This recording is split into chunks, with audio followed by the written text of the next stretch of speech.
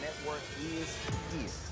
Hold no punches! I'm real revolutionary right now. Support this man, Black Media. He makes sure that our stories are told.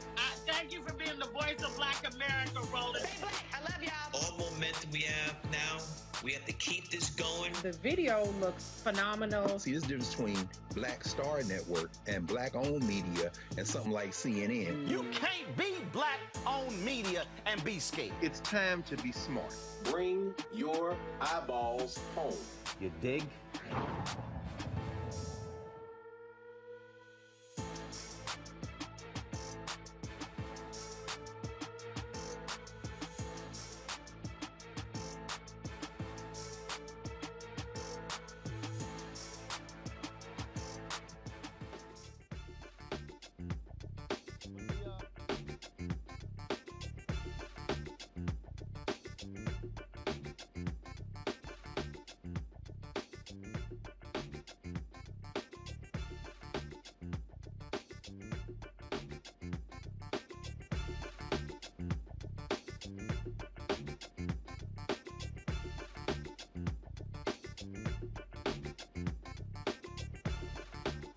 Today's Monday, March 28, 2022, coming up on Roland Martin Unfiltered, right here on the Black Star Network. The slap seen and heard around the world. We're going to break down what happened last night at the 94th annual Oscar ceremony, where Will Smith took offense to a joke that Chris Rock made about his wife, Jada Pinkett Smith, and he actually walked up and smacked Chris Rock in his mouth.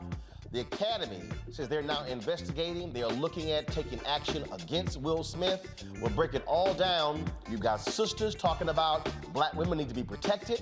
You've got brothers talking about toxic masculinity. You've got others talking about Black-on-Black violence and the notion of role models and how we behave to solve our differences when it comes to violence. We got an expert panel breaking this thing down. You don't want to miss it. Also, you do not want to miss the second part of our show, the 7 o'clock hour, where I'm going to talk about just keep building.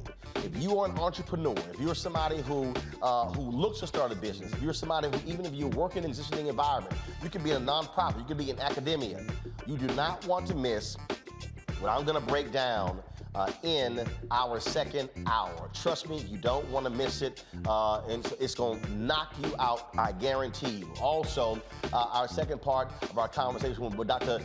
Lucia Johnson, talking about your dental health, how important that is, how important your mouth is for your overall health. That's also in our Fit, Live, Win segment. Folks, it is time to bring the funk. Roland Martin Unfiltered, right here on the Black Star Network. Let's go. He's got it. Whatever the miss, he's on it. Whatever it is, he's got the scoop, the fact, the find. And when it breaks, he's right on time and it's rolling. Best believe he's knowing. Putting it down from sports to news to politics. With entertainment just for kicks, he's rolling.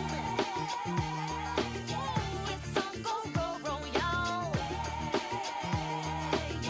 It's Roland Martin, yeah. Rolling with Roland now.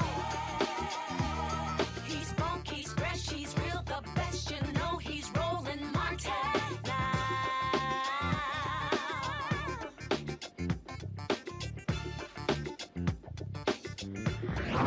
Martin!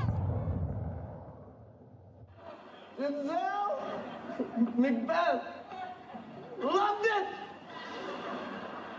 I love the part where it said, King Lear don't got nothing on me. Y'all gotta see it, it's really good. You know who's got the hardest job tonight? Javier Bardem and his wife are both nominated. Now, if she loses, he can't win. He is praying that Will Smith wins. Like, please, Lord. Jada, I love you. G.I. Jane 2, can't wait to see it. All right?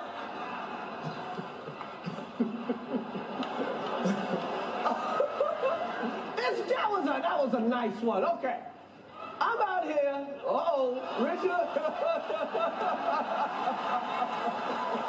Oh, wow. Wow. Will Smith just smacked the shit out of me. My wife's name out your fucking mouth. Wow, dude. Yeah. It was a G.I. Jane joke. Keep my wife's name out your fucking mouth. I'm going to, okay? Okay. That was a greatest night in the history of television. Okay. Okay. So we are here to give a documentary out, to give an Oscar out for Best Documentary. Now, the beauty of documentaries, because they make you, when you watch one, you feel smart. Like you watched them, like you read a book or something. But all you really did was get high and watch Netflix. So here we go. Here we go. Chris Rock said, wow. I think all across the world, people were saying, wow. That's exactly what I was saying when we saw what took place when Will Smith walked on stage and hit Chris Rock in the mouth. Now, many people thought what took place was a part of the act, thought it was staged. In the United States, what we saw was we actually saw there was a delay, and all of a sudden there was a skipping point. The audio dropped out. Well, the video you just saw was the international feed, because remember, the Oscars is a worldwide telecast, and so that was the Australian feed. Then you had the Japanese feed, where you did not have a delay like you had in the United States. And then as the night went on, then they went to a commercial break. And then someone who was at the event put this video on social media, and you'll see Denzel Washington. I'm sorry, not Denzel, Denzel. Remember me corrected about it? His name is Denzel. Denzel Washington and Tyler Perry and Bradley Cooper, you see them consoling Will Smith, and then you see Denzel walking over to Jada, consoling her, Roland. Yes.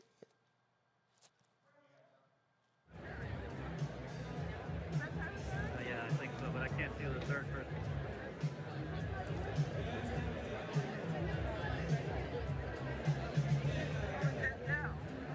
Oh, yeah.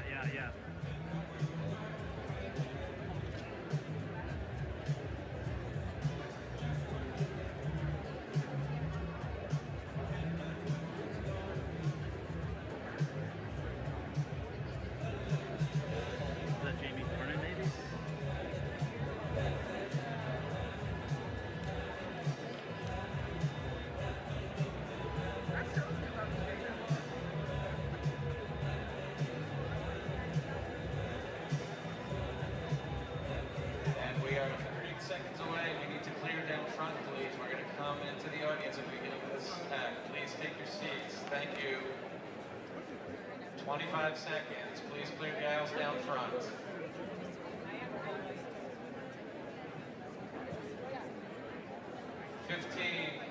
Please clear the front, please. Clear. Thank you.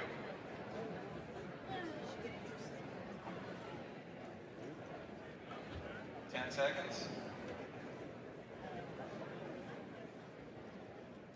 5, 4, 3. Now, again, folks, absolutely shocked by this. After it happened, Will Smith returns to his seat. Now, what you did not see there, because a lot of people are saying that people were there to console Will Smith and not Chris Rock, not true.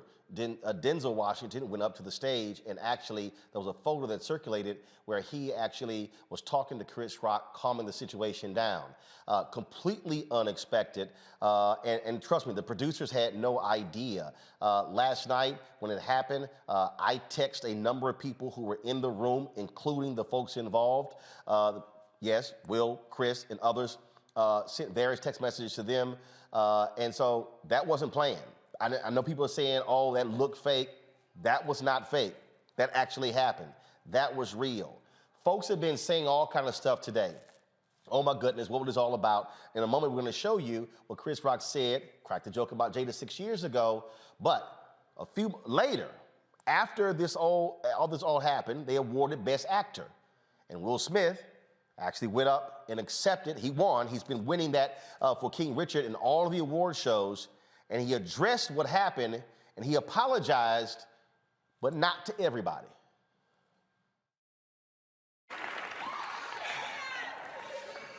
Richard Williams was a fierce defender of his family.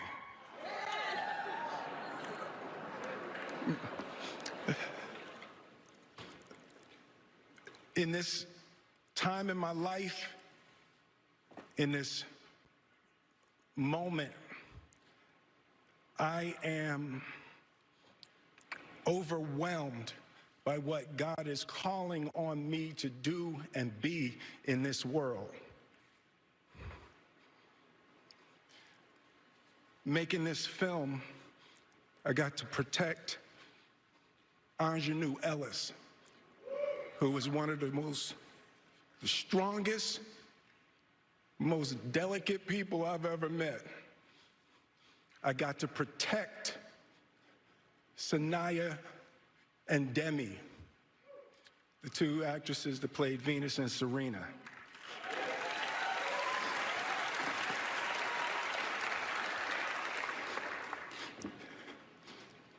I'm being called on in my life to love people and to protect people and to be a river to my people.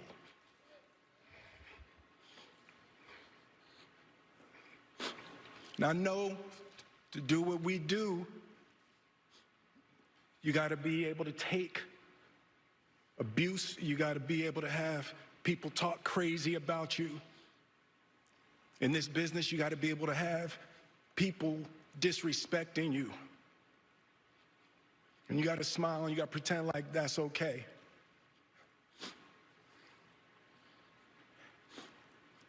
But Richard Williams, and what I loved, thank you, D. Denzel said to me a few minutes ago, he said, at your highest moment, be careful, that's when the devil comes for you.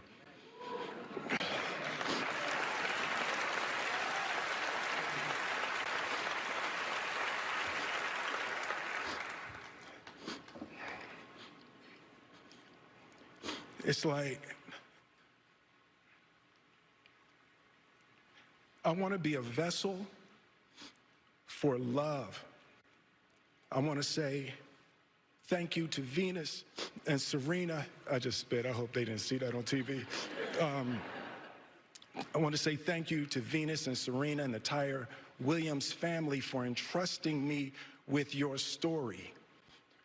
That's what I want to do. I want to be an ambassador of that kind of love and care and concern. I want to apologize to the Academy. I want to apologize to all my fellow nominees.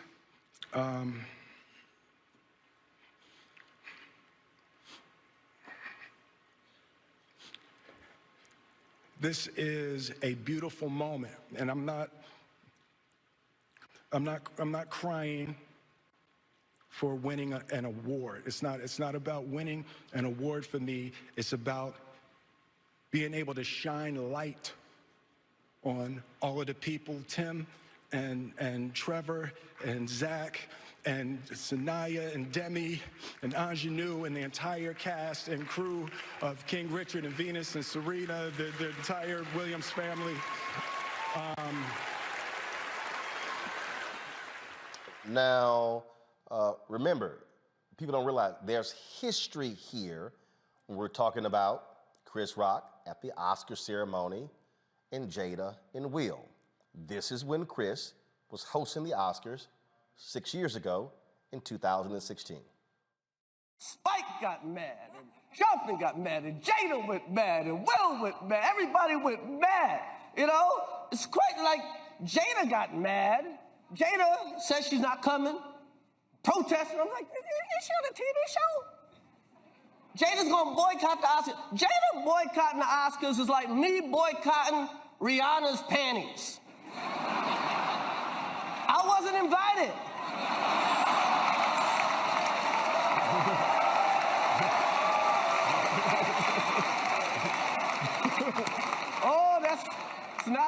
invitation I would turn down. All right, I want to unpack this. Dr. Jeffrey Gardere joined us. He's a board-certified clinical psychologist from Weston, Connecticut. Glad to have him back on the show. Robin May, a licensed professional counselor from Decatur, Georgia. Glad to have you here. Also on my panel is Dr. Julian Malveaux, Dean, College of Ethnic Studies, California State University, Los Angeles. Dr. Amakongo Dibinga, professorial lecturer, School of International Service, American University. Dr. Avis Jones-DeWeaver, political analyst. So, Robin, I want to start with you.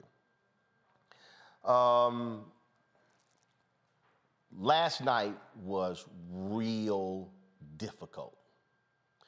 It was difficult because I know Will, I know Jada, I know Chris, I know many of the people who were there last night.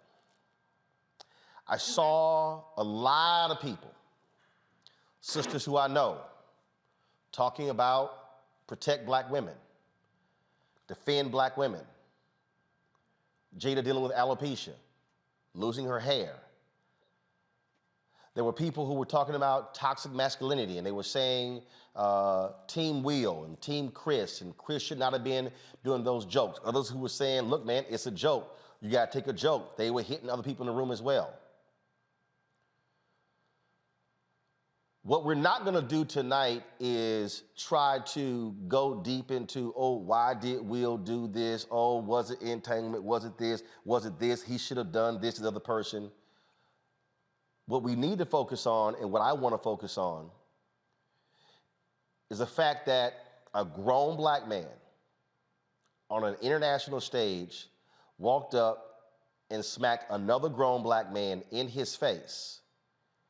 And Robin, we have to deal with the issue how we handle situations that does not involve violence.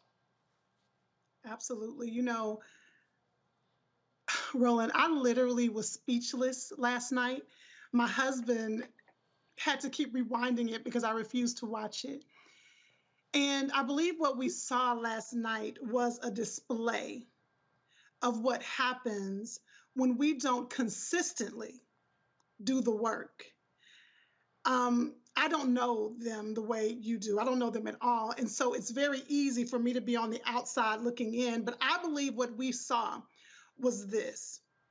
The truth is, that was just 10% of what's going on. Anybody who's done therapy or psychology one-on-one knows that that's just 10% of what is really going on. There was a lot happening in that moment. And to your point, trying to dissect that is fruitless at this point. What we do need to identify, though, is that what we saw is when you don't consistently deal with your stuff, when you stuff, when you ignore, when you put it on the shelf, it will come out. And it will come out in ways that you may never have expected. And so I think the issue has been convoluted. Of course, we must protect Black women. Of course, there is a real thing called toxic masculinity. Of course, there are times when jokes can go too far. But I think we're convoluting the issue. And to your very point, what we need to determine is there a standard of expectation of how we behave when we are triggered? Because what we don't realize, one of my girlfriends is a teacher in Philly, and she shared with us that this morning the news cameras were outside of her school because her school is right near an area where there's a mural of Will Smith. And so these teachers were having to talk to their students about is that okay? Was that behavior okay? And so I think the bigger question, the bigger idea is, do we want to call for a standard of behavior? And what happens when you don't deal with your own triggers, when you don't deal with your stuff consistently? What are the ramifications of that? Jeff, I'm gonna do something here. Guys, pull up the video that we started with, because I think it's important for people, Jeff, to walk through and to understand what we witnessed. And so, folks, play the video and listen to my cue, and I want you to stop it, because I'm gonna do this for a reason. Press play. Denzel, Macbeth, loved it. I love the part where it said, King Lear don't got nothing on me. Y'all got to see it. It's really Y'all good. gotta be on You know point who's when I got the say stop. hardest job tonight? Listen. Javier Bardem and his wife are both nominated. Now, if she loses, he can't win. He is praying that Will Smith wins. Like, please, Lord. Freeze. Now, Chris tells a joke, Jeff, about Denzel, then Javier, and Penelope. Joke is over. Then he transitions to the joke about Jada. Press play. Jada, I love you. G.I. Jane 2, can't wait to see it. All right? Stop. What you see right there, no, go back to the, what you see right there, Jeff, Will laughs at the joke. The room laughs at the joke. You see the look on Jada's face. Press play.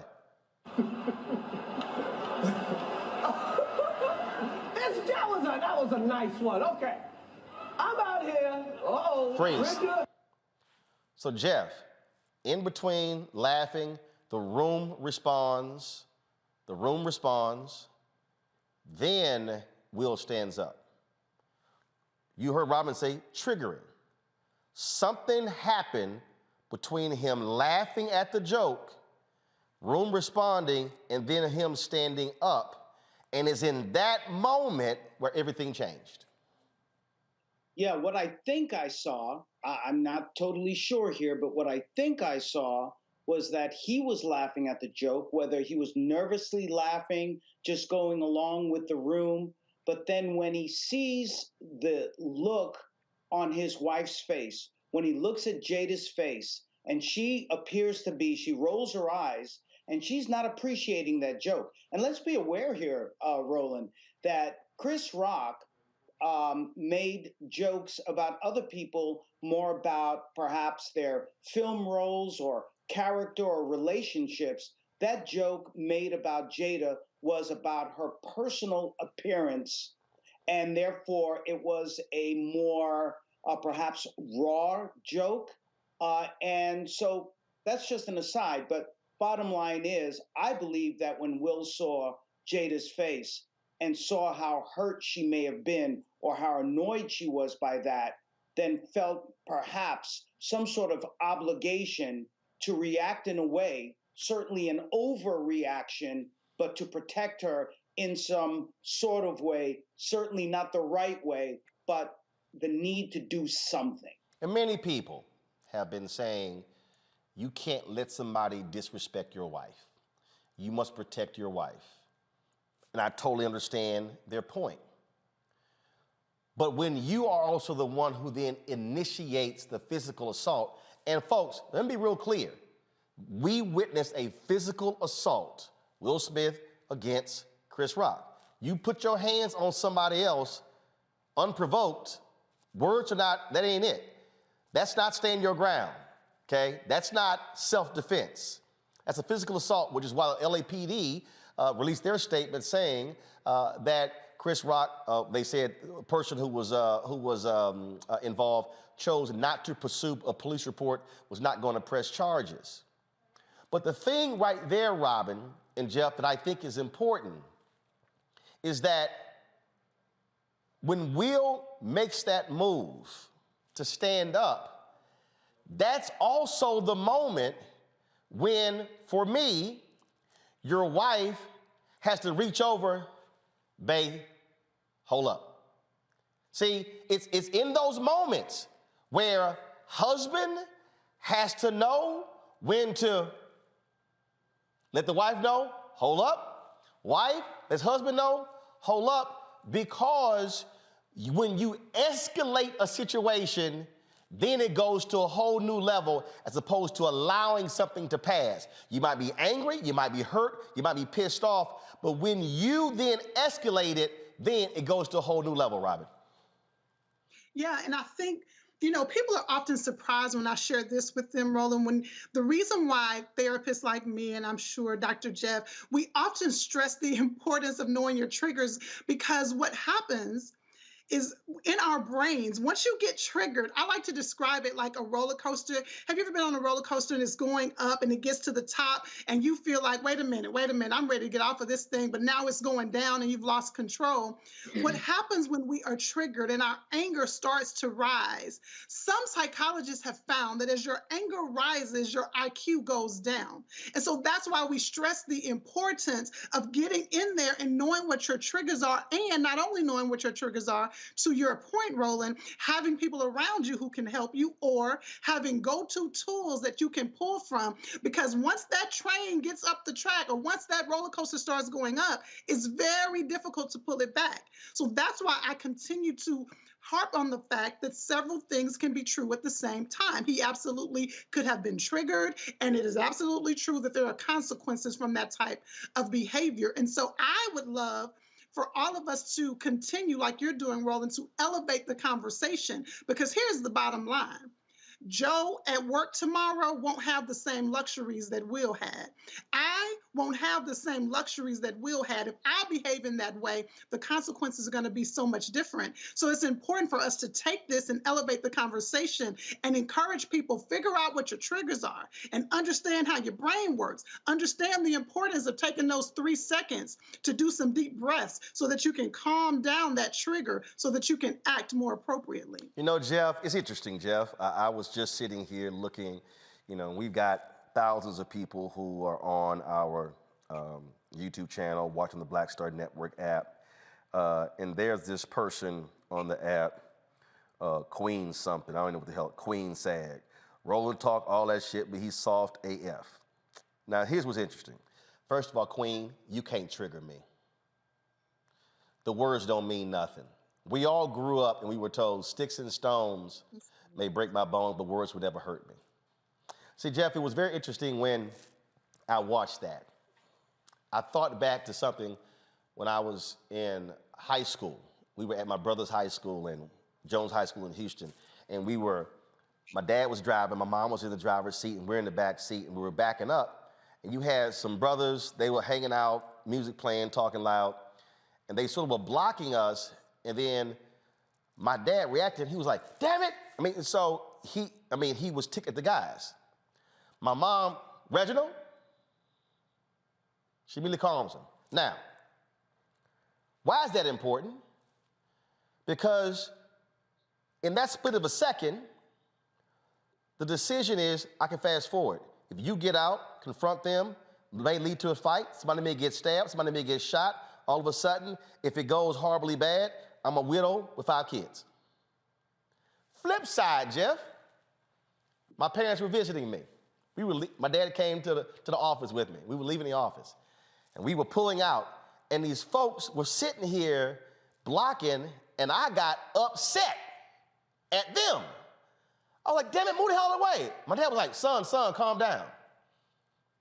And then he said, when the last time you went to the doctor to get your blood pressure checked? I was like, Dad, my blood pressure's fine. But it was interesting because I witnessed as a kid, my mom bring the situation down because it could escalate. And what I learned from that as a kid, Jeff, is if I bumped into a bruh in the club, I didn't immediately go to, damn, what's wrong with you, punk? Say, bruh, my bad, sorry about that. How we react to a situation then determines how the situation either escalates or de-escalates. Well, I agree with you. You had made a point earlier about perhaps Jada should have reached over and stopped him. I hate to think of this being about Jada or something that Jada did wrong or could not. Oh, he should have stopped himself. Right. But I'm just saying that when you're with, I've experienced that when somebody is about to go there, to Robin's point, they ain't thinking right. You need somebody else to say, hold up. Right, and I think it's hard for us to give an analysis, not being there, trying to figure out what happened. But certainly, this is something that could have happened in a split second, not giving her enough time or even understanding what was about to happen. Right. With getting up in that way. But all of that being said, I think we're all really, moving in the right track here. We can't go back and change what happened. But certainly this needs to be a lesson to everyone that when you're in that fight and flight sort of situation and the adrenaline is pumping and you have that rage and you just don't know what to do with it, don't do anything with it unless you're saving someone's life, protecting someone's life. These issues of, using jokes or saying something that hurts someone, you have to have that social IQ. You have to own that situation by saying, okay, we're going to stay calm, but we're having a discussion about that later on. And that's something he could have done during the acceptance speech, because I think we all knew that he was going to win, this Oscar. That's something that he could have had a conversation with Chris Rock later on. But what I believe he did, and I feel badly for everyone involved, I really believe that he dishonored himself. He dishonored his family by behaving in that way, by doing something like that in front of the whole world. And this is something that, that Will has to live with for the rest of his life. And there you go. The moment, and this is, he has been waiting for this moment. He wanted to win it for Concussion, for other movie roles, and mountaintop. You at the mountaintop. This is the crowning achievement of your career, winning Best Actor. Only the 4th African American in history. Sidney Poitier, Denzel Washington, Jamie Foxx, Forrest Whitaker. The 5th. Will becomes the 5th to win Best Actor. On the 20th anniversary of Halle and Denzel winning. Her becoming the first black woman to win Best Actress, Denzel winning his 2nd one. But the thing why this is important, Robin and Jeff, is because here are 2 rich black men at the Oscars. That same situation we've seen on the streets, in clubs, on the basketball court. We've seen it in the school hallway. And it is important for us to say that even if you're Will Smith, even if you're Chris Rock, even if you're Jada Pinkett Smith, if you're anybody else, how you resolve a conflict, and you cannot go to the violence piece. And trust me, I got a wife, I got 3 sisters, I got 9 nieces, a mama. I am absolutely there when it comes to protecting black women. But part of protecting black women is also black men protecting yourself by not creating a situation where you may not be around tomorrow. Roland, that's the reason why the response, reputation, or where that reputation may be harmed, and the reputation of others. Unfortunately, Will took a lot out of that situation, really, sucked the air out of that room. There were so many people who were celebrating. There were many firsts there. First for sexualities, first for, many things. We saw it was well integrated in a way that we really needed to see. And so let me share this with you. Very quick, super quick story. I was at a wedding with my wife about 2 years ago. Someone said something to her, and I was very offended by it, and it was very offensive. Look, I protect my wife, I protect my children. But I knew that if I acted out at that wedding, it would destroy the wedding for the people who are getting married. I would end up in jail. What is Dr. Jeff doing in jail after an assault, right? And certainly I would have to deal with the repercussion of overreacting. If you talk the talk, you got to walk the walk. As psychologists, we talk about impulse control. That would have ruined me professionally. And so I think that's what everyone needs to think about before they act out when they're in that rage, the importance of breathing, sitting back, and figuring out how to use your social IQ to work through that situation. Robin? Okay, and so here's the deal. If I have a 7-year-old daughter, if my 7-year-old daughter jumps in the pool, she's going to make a little wave. But honey, if I jump in the pool, my wave is going to be much bigger than Riley's. What is my point? Will carries a lot of power. And so when he makes, and the reality is that power has opened up doors and opportunity for him. So the same way it's opened up doors and opportunity is the same way it's important that how he responds and others with any type of platform, how they respond to your point, Roland, will have long-term ramifications. If we celebrate this, if we minimize this, what we are teaching is that it is okay to respond physically. Now, here is the point, exactly what Dr. Jeff said, but the challenge is you can't learn the tools in the moment. You have to have the tools beforehand. You have to already know how you choose to handle when you are triggered. You can't get in the moment and say, somebody give me some tools. That's the importance of developing social IQ, emotional IQ well before you're in that moment. And let me say this last thing that's important for us to understand with the commentary that we are hearing. People view, human nature is that we view situations through our own lived experiences. We view situations through our lived experiences. And so when I'm scrolling through Facebook, I can tell what people have been through based on how intense their response is. And it takes great intention to step back and look at a situation objectively so that we can pull back, hopefully, some of the long-term ramifications that can come from this. Will Steele has an opportunity to course correct. He cannot fix, but he can course correct and he can change the conversation because, to everyone's point, this was the first Oscar produced by Will Packer, by a Black man. No, hold up. It was an all-Black production team. It's not the first. Quincy Jones produced the Oscars the night when Whoopi Goldberg did it before. Reggie Hutler's been one of the producers. Jesse Collins was on the production team last year. So I just want people have been saying that it's the first, the lead. Yeah. So just to let everybody know, the lead production team, all Black, Will Packer, my frat brother, and Shayla. But you've had Blacks leading the production team of the Oscars before. Go ahead.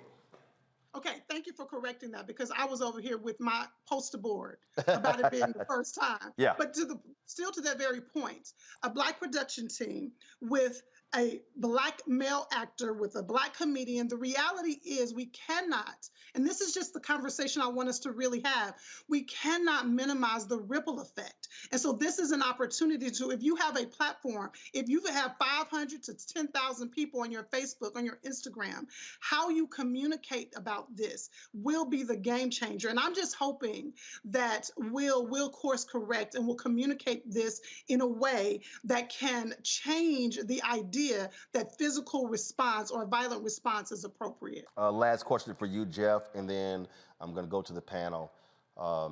Do you believe that the next step, and again, the Academy, they're launching an investigation. They may take action against Will. Do you believe the next step should be where Will Smith and Chris Rock sit down face to face and Will apologizes for his actions? Or do you believe Chris should apologize for the joke? What do you think should happen next, Jeff? Because here's the deal. This is not going away. My social media feed has been this all day long. It's not going away.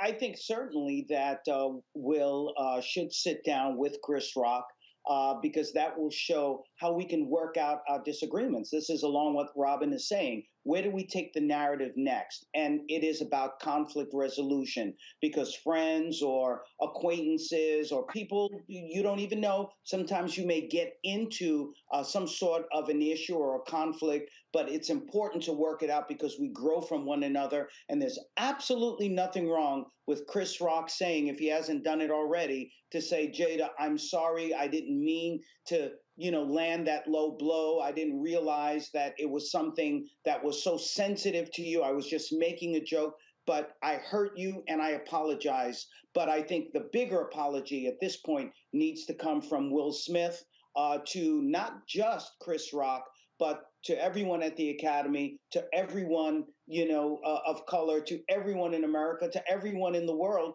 and then show his class and be able to grow from that and deal with whatever issues that he still needs to deal with. I believe that's where the narrative really needs to go. Robert May, Dr. Jeff Gardia, I certainly appreciate it. Thanks a lot. Thank you. Thank you for having me. Let's go to my panel. I want to start first with Julian Malveaux. Julian, how did you look at this? How did you assess it? But also, how do you look at the reaction of so many different people in the aftermath of this, especially black men and black women? Well, I think Sister Robin had a really good point when she talked about triggers, and the issue is who's triggered by what. Now, I find Chris Rock to be extremely misogynistic, and I think he crossed the line. You know, I'm a little pugilistic, Roland, so if I was a dude, I probably would have smacked him too. And that's not the politically correct answer. But he has talked under Jada's clothes more than once. And Will probably is obviously sensitive about it. And when I saw Jada roll her eye, I mean, she was like, I'm just not having this today. Now, I don't know if she said something to Will, because he did laugh at it at first. And then he kind of, you know, gathered himself. But I think that Chris Rock needs to watch himself. And I think Will Smith also needs to watch himself, because even though I said I would have slapped him, obviously I wouldn't have. I could have got up on the stage. But it was wrong. Physical violence is always wrong, and we all know that. Metaphoric violence, not so much. I was horrified by the whole thing because of everything everybody has said, but at the same time, I'm looking at this misogynistic man who constantly says ugly things about black women. Not women, black women. And we deserve to be lifted up, not dragged down by that kind of thing. Alopecia is serious. As women, our attractiveness is seen in our hair. Even folks like me, I mean, I can grow hair, but I don't have much. And folks, can you grow hair? I remember when I was at Bennett College, a board member sent me a box of hair products so that I could grow my hair out. Didn't want to. But our attractiveness as women is connected to our crowning glory. And so that was ugly and unnecessary. We know the sisters like Ayanna Pressley, Congresswoman, who has alopecia. That was just ugly and unnecessary. And while he didn't necessarily, the whole encounter was ugly, Chris Rock started it. Avis? Okay, so I'm going to continue down the lane of perhaps being unpolitically correct. Well, the show's called Unfiltered for a reason. Wonderful. So you got when I look at this, take in everything in terms of what happened and even the discussion that we just had, two quotes come to mind.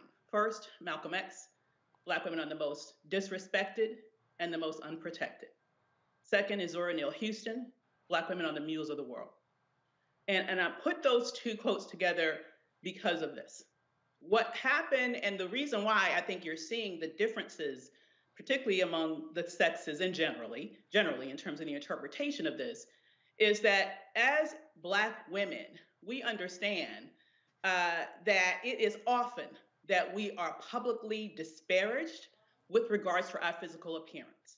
We understand that in this culture, our beauty is not held up as the quote unquote beauty standard. We also know that our hair is oftentimes, even as little girls, tends to often be the butt of our jokes, butt of people's jokes against us. And that is something that can literally last a lifetime, all right? Now, I will say this also about Jada Pinkett Smith's autoimmune disease, which led to the alopecia. Here's the thing. She spoke about this months ago and talked about how traumatic it was being in the shower and having clumps of her hair falling out. And at first, not really even understanding what was going on, and how for so many years she enjoyed having hair and styling it different ways and using that as part of an expression of her self-identity. And guess what? Will was there the entire time. He likely wiped her tears. He saw the trauma that she was going through in terms of this health experience that she had, which led to the loss of her hair. And to sit there beside his wife and have, who, by the way, is also an actress. So she's not just Will Smith's wife, she's an actress. She was there not only being witnessed by the whole world in terms of having this very personal and offensive joke specifically targeted at her appearance, that happened to her in front of her professional peers.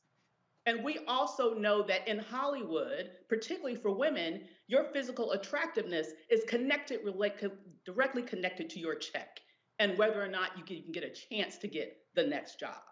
And so I found it to be a personal attack on her as a woman. I found it to be a personal attack on her specifically as a Black woman. Found it to be a personal attack on her professional respect that she should have been given. And I can't imagine, I saw a lot of people say, and a lot of Black men saying, oh, he wouldn't have done that if it was a white male comedian. Well, I would venture to say that Chris Rock would not have chastised a white female actress on her appearance in that way. I just found it to be supremely offensive, supremely misogynistic, not only misogynistic, misogynoir-like, specifically attacking this Black woman. And quite frankly, I understand why Will did what he did. I am completely Team Will. Yes, he's going to have blowback because of this. I'm waiting for the apology from Chris Rock. And I specifically have to say really quickly, I find it offensive that anyone would want to shift the responsibility for Will's behavior on Jada Pinkett Smith. That's the part where the mule of the world comes in. Okay, so Black women, we're supposed to not only take abuse, we're responsible for stopping people's behavior before it happens. No, okay, Will is but Avis, let's stay right on that particular point there. Because again, if we take this example outside of the Oscars, and we take this in our communities, we have the examples of individuals where there have been differences, where words were exchanged, and folks ended up dead. And when we've seen these things happen, we go, man, I can't believe that thing went from that to that. We've seen the stories of folks at a party, and then all of a sudden something is said and words exchange, and it immediately goes to guns get pulled out, innocent bystanders getting killed. So at what point in this conversation do we say we have to resolve differences that does not involve violence?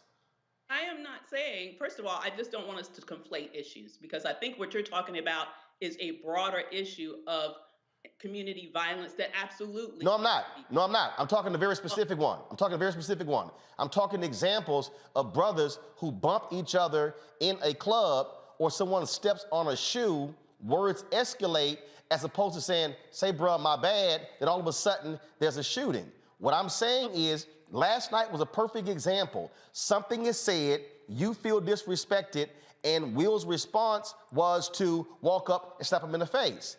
You take that very situation outside the Oscars and anywhere else, and things are going to escalate. We do have to isolate that and say, how do we, when you're faced with a conflict, how do you resolve it that doesn't entail you punching somebody in the face? Well, once again, I see that as apples and oranges.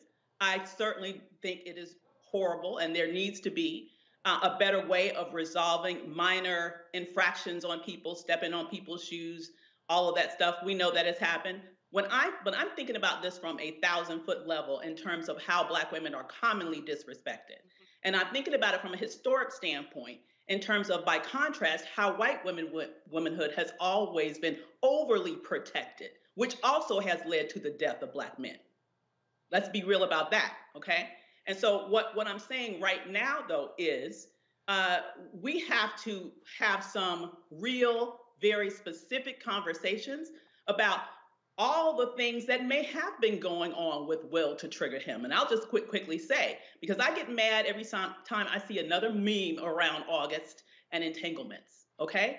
Because here's an example of my take on toxic masculinity. This is not how people oftentimes have been talking about this in relation to this. But I find it very interesting that a couple who have said that they had a period in which they were apart, in which it seems like they had somewhat of an open marriage arrangement, but when it became public that the female of that couple had a relationship, all of a sudden, not only is she very much attacked, but Will is very much attacked for staying with her. Now, contrast that against Chris Rock, who has been very open about his multiple infidelities against his wife, which ultimately led to his divorce, which is why he don't have a wife right now to protect, all right? Yet I have yet to see one meme about that behavior. Yet I have yet to see one person criticize him around doing something to destroy his family, rather seeing all of this criticism against both Will and Jada, who have chosen to maintain their family. You know, I think there's a lot that we need to unpack here about how we are treating people differently in ways that puts Black women at the center of a bullseye in terms of being bullied, in terms of being shamed, in terms of being disrespected in multiple ways. And I think that night, Will had had enough. And as I can't remember who it was a comedian who said this once. And I remember he said, "It may not have been right, but I understand." And I have to. Yeah, Avis. The comedian you're quoting is Chris Rock. Oh, well then. I'm a Congo. You're quoting Chris. You're actually quoting Chris Rock, but you're quoting a comedic routine. Yeah. So hold up. You're not quoting a speech or a keynote. You're quoting a comedic routine which was done talking about O.J. Simpson and Nicole Simpson, which also was a joke. And that's the issue right there on Congo that people are raising, that, hey, at these award shows, they have comedians there, they make jokes. The show opened with a joke about Regina Hall saying, yeah, Will, come on up. Y'all thing is open. Yeah, I know you're married, but come on up here. She laughed, he laughed. And so what people are also saying is like, hold up. Now, you laugh at the joke at the top Regina made, but then you get mad at the joke that Chris made. Now, if we gonna sit here and say, well, you know, don't make jokes about the entanglement, Regina did, both laughed.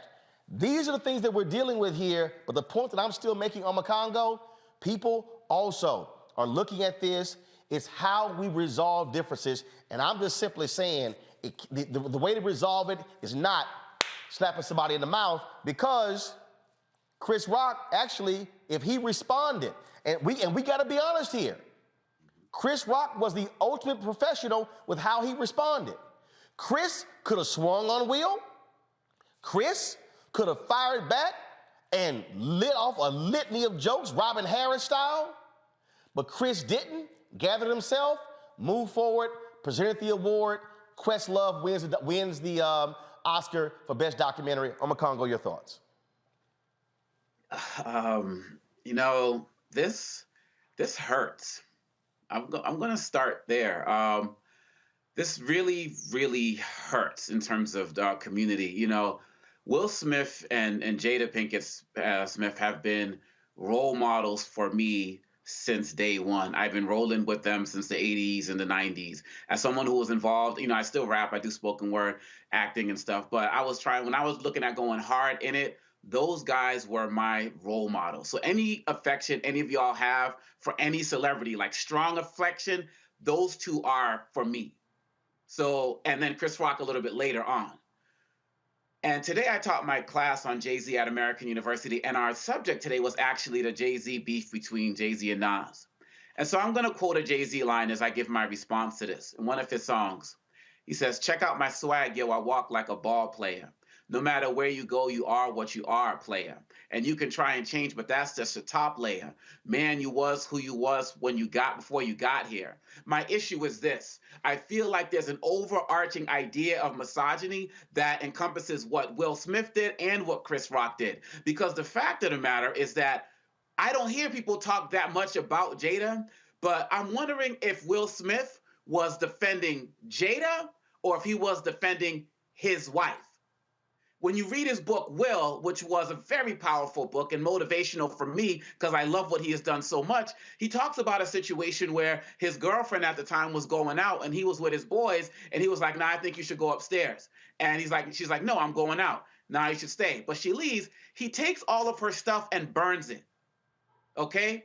He talks about that. He also talks about coming from an abusive household where he felt that he couldn't protect his mother from his father's abuse.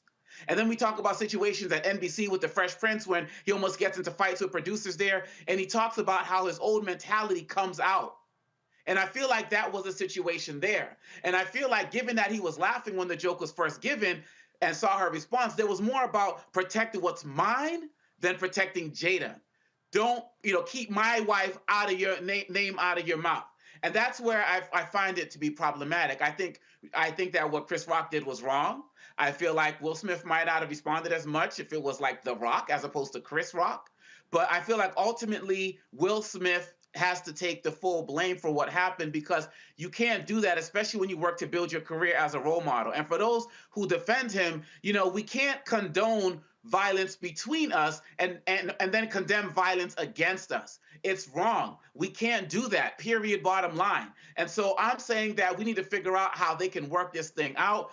She crafted his whole career about being a role model for the people, and he let our people down in that moment, and it needs to be recognized. But it just hurts all the way around. I hate the way Jada's being tossed around as some type of football in this situation is wrong. And we just need to do better in our community. And the last thing, Roland, like you said, us defending our wives does not have to lead to violence.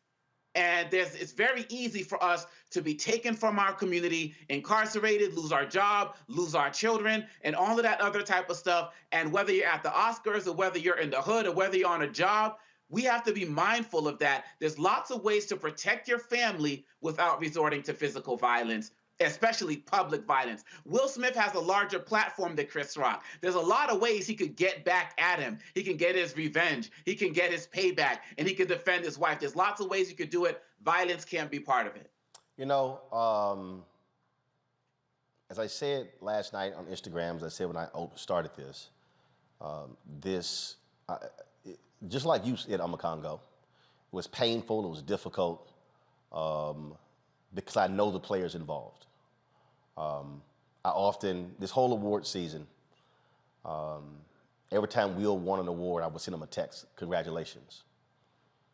And I actually sent him a text before the award show. I frequently communicate with Tyler Perry and Denzel's wife, Pauletta, and others, people who were in there. So yeah.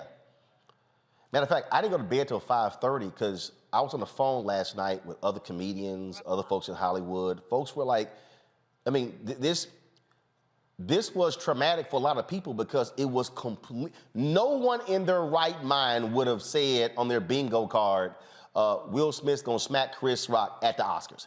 Nobody. If somebody told you that, you'd be like, you've got to be high. Yeah. But I will say this. Sorry. And I know this is hard for some brothers to hear, and I know it's hard for some sisters to hear, but I'm saying this from the vantage point of being a son of my daddy and mama, of being a grandson of my grandparents, of being an uncle. Strength is also in walking away. Strength is also reacting in a way that does not escalate. Imagine if Will Smith,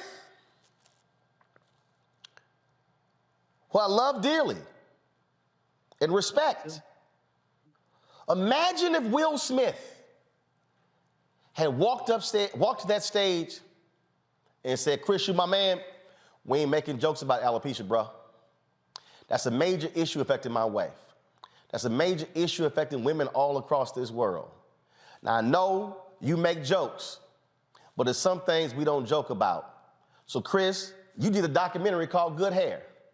So you know what the hair thing means to black women and women all across the world. So, Chris, I say we show some respect for women. Let's not make jokes about their hair. If Will had done that, the room would have erupted. The country would have erupted. And folks would be praising Will today for defending his wife and speaking to the same issue as opposed to throwing a punch. It's all a matter of how you resolve the situation and deal with the situation. And I'm gonna close on this. And I was looking for the video. If y'all find the video, please, y'all can go ahead and play it. There was a party, and I think it was after the BNC Awards or whatever. And Diddy was on stage. And Diddy got Ciroc. And so Diddy, y'all, I know y'all don't have it, but I'm describing it for y'all can look it up. Look up T.I., Diddy, party, Ciroc. Trust me, it's gonna come up. Diddy's at the on stage. Diddy is shouting Ciroc. Somebody in the audience said, "Damn that Grey Goose." Diddy starts yelling and screaming at the brother in the audience. And voices begin to rise. And it begins to get heated. And Diddy is cussing him out. Dude is cussing him out. Damn that, F this, Ciroc, no Grey Goose. And then T.I. walks over and says, hey, damn that. Man, we ain't about to sit here and go to jail over some alcohol.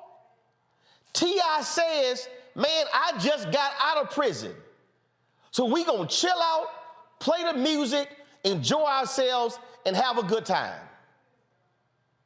If T.I. had not, see again, if T.I. had not done that, that back and forth over alcohol could have escalated to a whole different situation.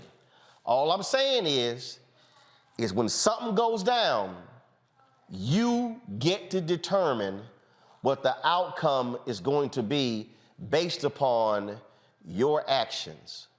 Me, as a black man, my mama and daddy taught me that.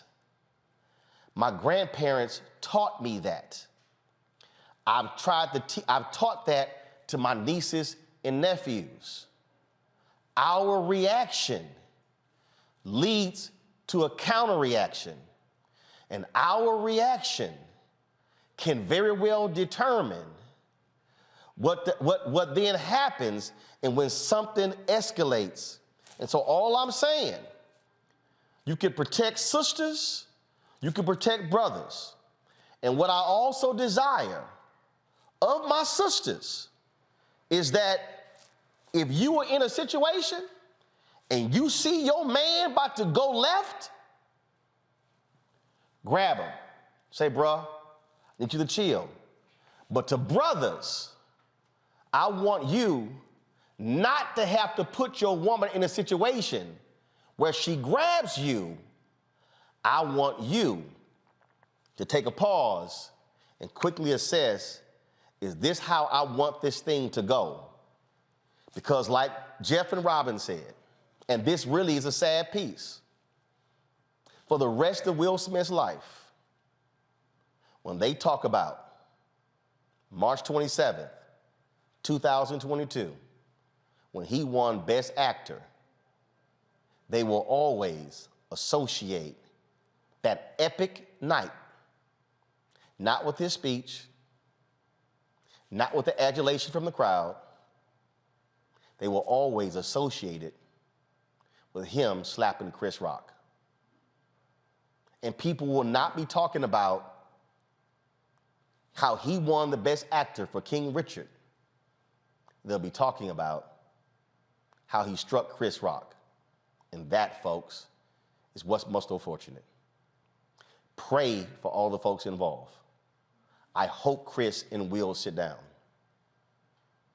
because we as brothers, and I'm talking right now, I am not talking to sisters, I'm talking to black men.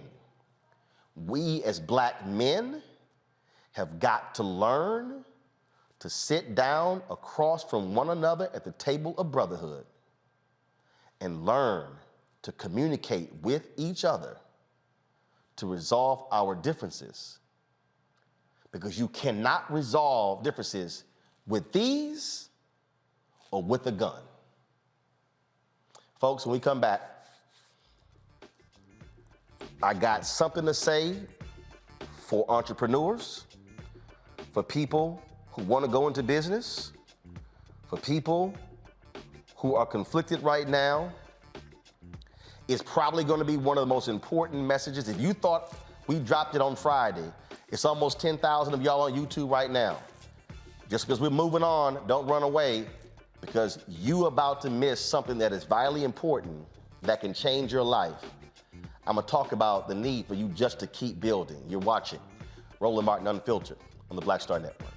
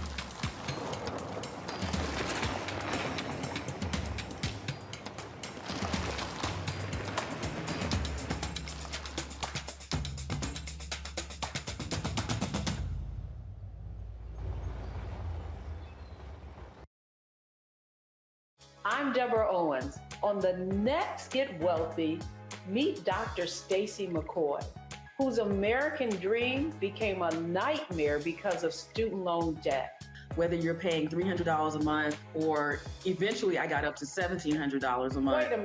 Wait a minute. Hold that for just a minute. You were paying $1,700 a month on your student loans? Yes, and I know other people who are paying more than that. Learn the one piece of advice that made all of it go away. Right here on Get Wealthy on Black Star Network.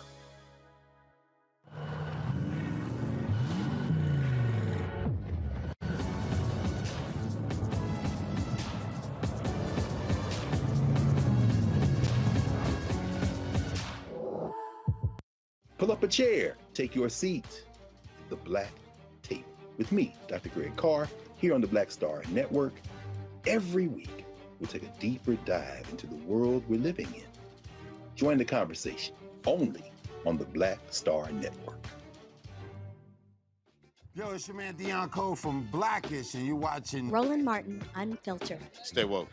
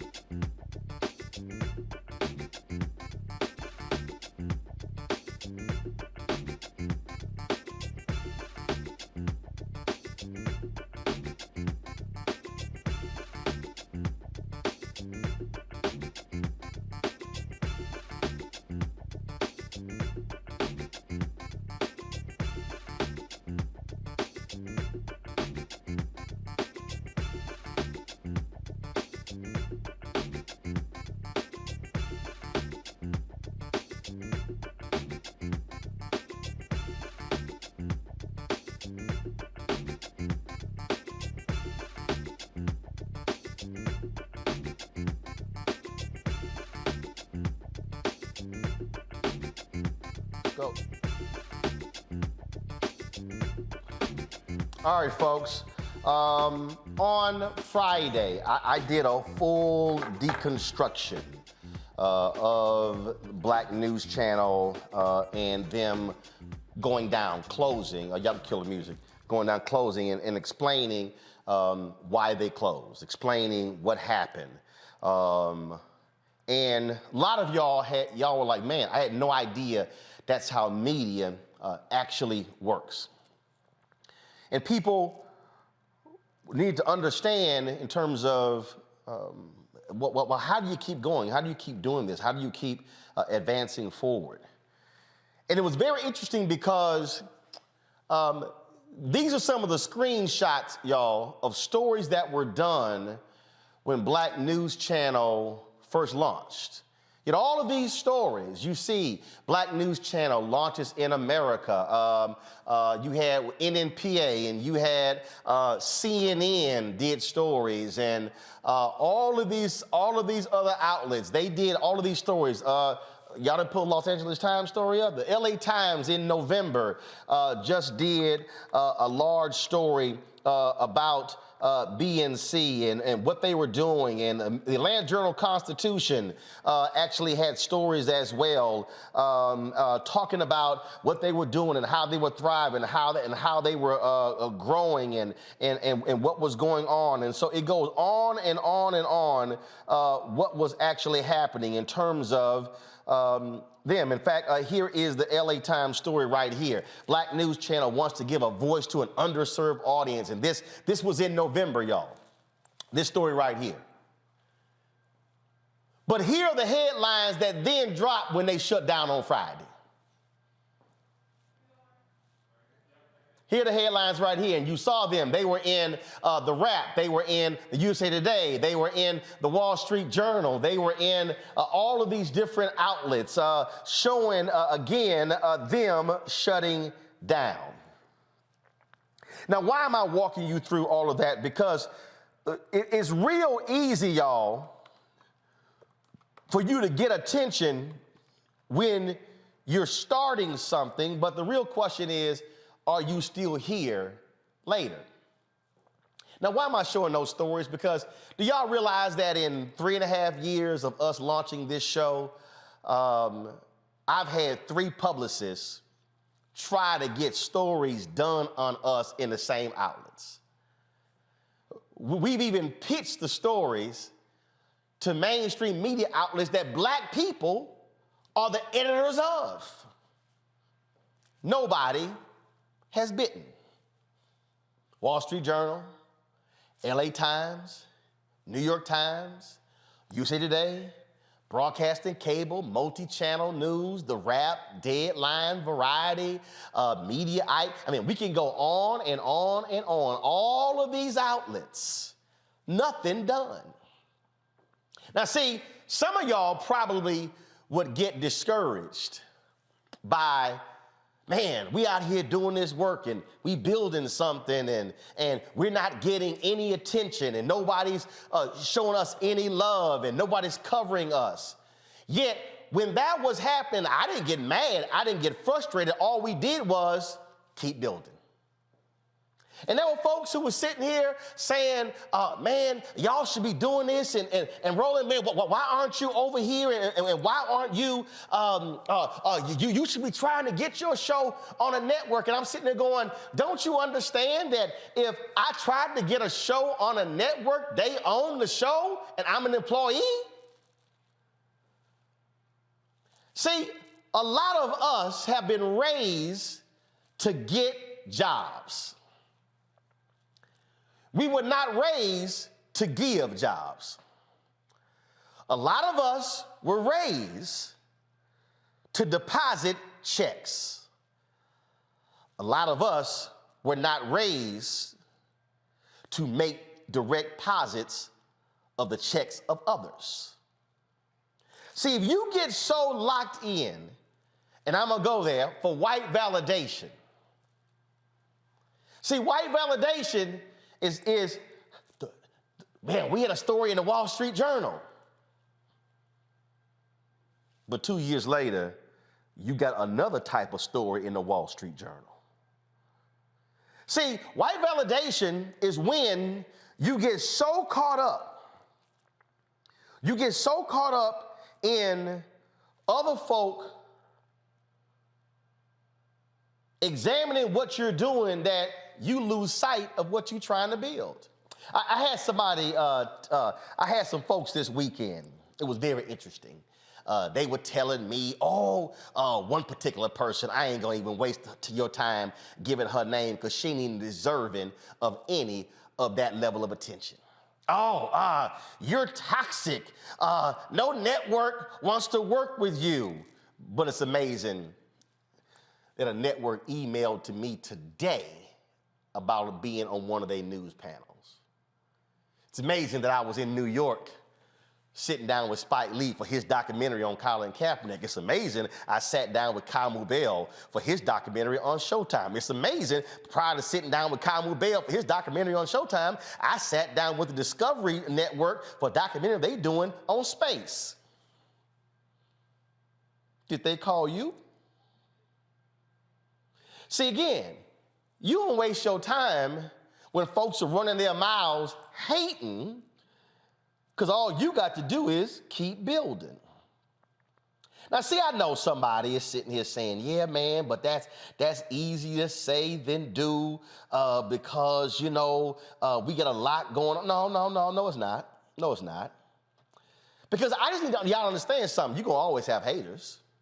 But one of the biggest mistakes that we make, and let's just go ahead and put it out there. One of the biggest mistakes that we make as black people, we have been conditioned to floss. Oh, I'm wearing some Sam Smith Adidas. I don't know how much these damn things cost, because I ain't buying them. They were gifts to the VIPs in a Cedric the Entertainer golf tournament. Y'all done heard me say it before. I ain't never. Spike was joking with me about Air Jordans. I said, Spike, I had on some Adidas, y'all. I had on some, what I have on? Yes, I had on some, I had on some Adidas shoes. And Spike said, man, you came up here in Adidas? I said, Mike ain't never wrote me a check. He said, I'm gonna have to, I said, Mike ain't never sent me some Jordans. He said, man, he said, what size you wear? I said, 10 and a half. Have Mike send them. I said, but I don't owe Mike shit. I said, and the Adidas I'm wearing, I ain't buy. So Mike got a big laugh out of that. He said, I'm gonna make sure Mike sees you. So I said, well, you do that. See, why am I saying that, y'all? Because when you are trying to build something that's bigger than you, what you cannot do is get yourself caught up in trying to floss and be shot caller big baller. Y'all, that's why BNC not here. If I pull up the Atlanta Journal-Constitution store on them, yo, they talking about, oh man, we talking about moving and going to and moving to Atlanta and doing this and doing that. Man, they had all these plans. They had plans on what they were going to do in the future. And now their future is over. See, so you might be saying, well yeah, but don't you have to think big? Yeah, you do. But you got to keep building.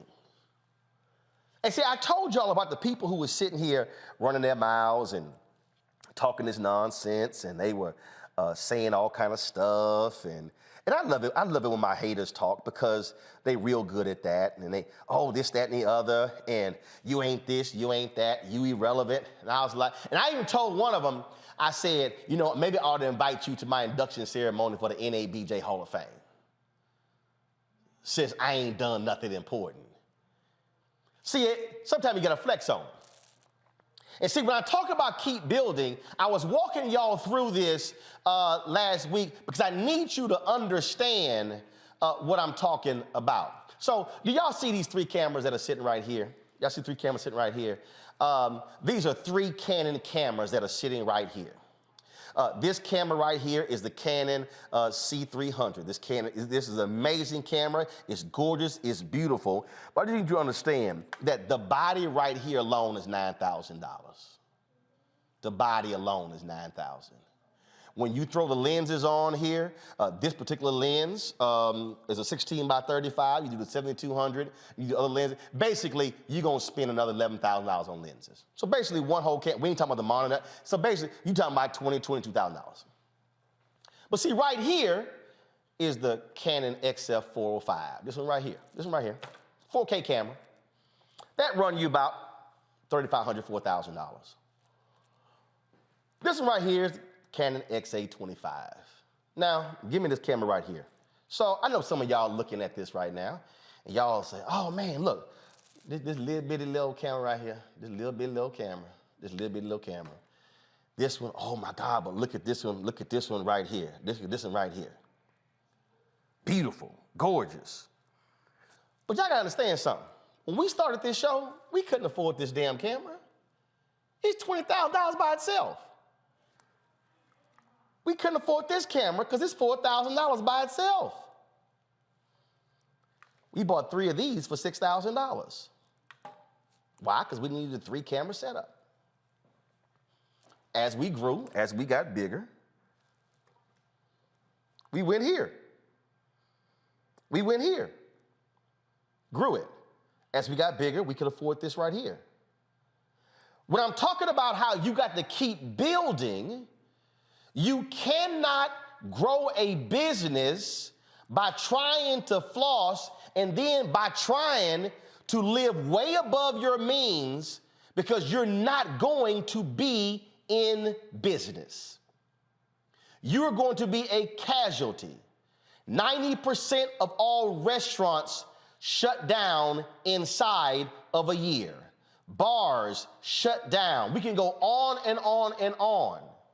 And so the most important thing for you, if you are sitting here, you've got to learn how not to get so caught up in the Joneses and running around trying to be with everybody else, and understand how you're going to be able to adjust your resources in order to build and grow. It is to be able to sustain. It's to be able to go to the next level. And too many of us, let me say it, because I ain't talking about white people, I ain't talking about Latino people, I'm not talking about Asian people, I'm talking about black people. Too many of us are caught up in the floss game. Too many of us are caught up and want folks to know what we driving, what we wearing. A whole bunch of folk throw Oscar parties and then trying to figure out how they're gonna pay their rent the next month. What I'm trying to get you to understand is we've got to readjust this if we want to be able to keep building, to be able to keep growing. Now, some of y'all might say, well, okay, where did you even get this idea in terms of not worrying about what other people say? Well, actually, y'all, that's actually biblical. It's biblical. I've talked about all the time Nehemiah. When Nehemiah had a vision to rebuild the wall of Jerusalem, there were people who came with the vision, then he went to the people and he said, the people said, let us rebuild. And as they were rebuilding the wall of Jerusalem, guess what? The haters began to say, oh man, y'all can't do that. Y'all don't know what y'all doing. Y'all, it ain't gonna work. It's right there in the scripture. Y'all can pull it up. It's right there in Nehemiah chapter 4. See, this is really the model in which churches operate. See, every time I got haters who run their mouths, who say, oh, your views are not real, or ain't nobody watching y'all, ain't nobody listening to y'all, then y'all stuff ain't legit. I say, we good. We good. I don't really care what y'all have to say. Oh, there were some folks who got my number and were texting me today saying, y'all not legitimate. I said, well, you know what? If I'm so irrelevant, why y'all so worried about what I do? I ain't worried about what y'all do. See, somebody who's watching right now, you have gotten caught up in the same game. You've gotten caught up in worrying about what other people are thinking, and then you've gotten caught up sitting here tripping in somebody else's game, and you forgot to really get involved. But you forgot to also learn how to fight. See, I love this piece right here where it says, from that day on, half of my men did the work while the other half were equipped with spears, shields, bows, and armor. Come on, quit, you too quick, you too slow, switch. I love it here where they said that they had a weapon in one hand and they built in the other. Because your haters are going to do that. You got to keep building. See, I told y'all last week, we couldn't afford a set, so this glass table was our set until we can afford a table. We couldn't afford this actually set piece. We couldn't afford the art piece, but we had to keep building. Where we are today as Black Star Network is not where we were 3.5 years ago. And that is because the philosophy that I've always maintained was keep building. Don't worry about flossing. Don't worry about trying to get people to like you who don't like you any damn way. I ain't never believed in wearing clothes for folk who already don't like me, trying to impress them. I don't give a damn what any of these folk think. I really don't. Because see, what you understand is, when you are doing the right thing, when you are building, then you are able to help folk who need your help. You are able to provide jobs to other folk and then be able to help their families. And then when you are employing them and you're funding them, and then they're sending their kids to college and they're sending their kids to school. And then when I told you when we had TV One, Sharon, who was one of the makeup people, came up to me when the show ended. She said, Roland, thank you so much, because working on your show allowed me to buy a house. That's because we said we kept building. She picked up other assignments outside of the show. She said, I will be eternally grateful because you helped me buy a house. See, when y'all get, again, focused on the rest of these people, you lose sight of how you can help others. The reason I use Nehemiah as an example, because the wall of Jerusalem protected the people on the inside from the folks on the outside. And when you create a situation where you are able to help those, you are providing and paving the way for them moving forward.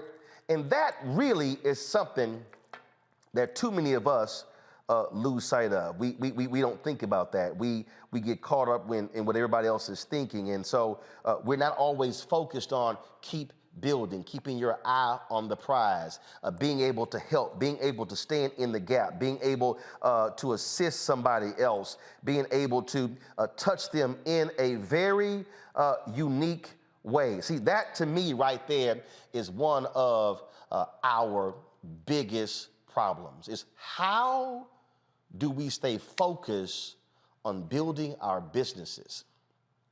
Over the weekend, matter of fact, I'm gonna see if I can find it. I had this fool who I forgot he was an alpha. Yeah, I forgot he was an alpha. But he had the audacity to tweet me and question me about what black folks need to be doing.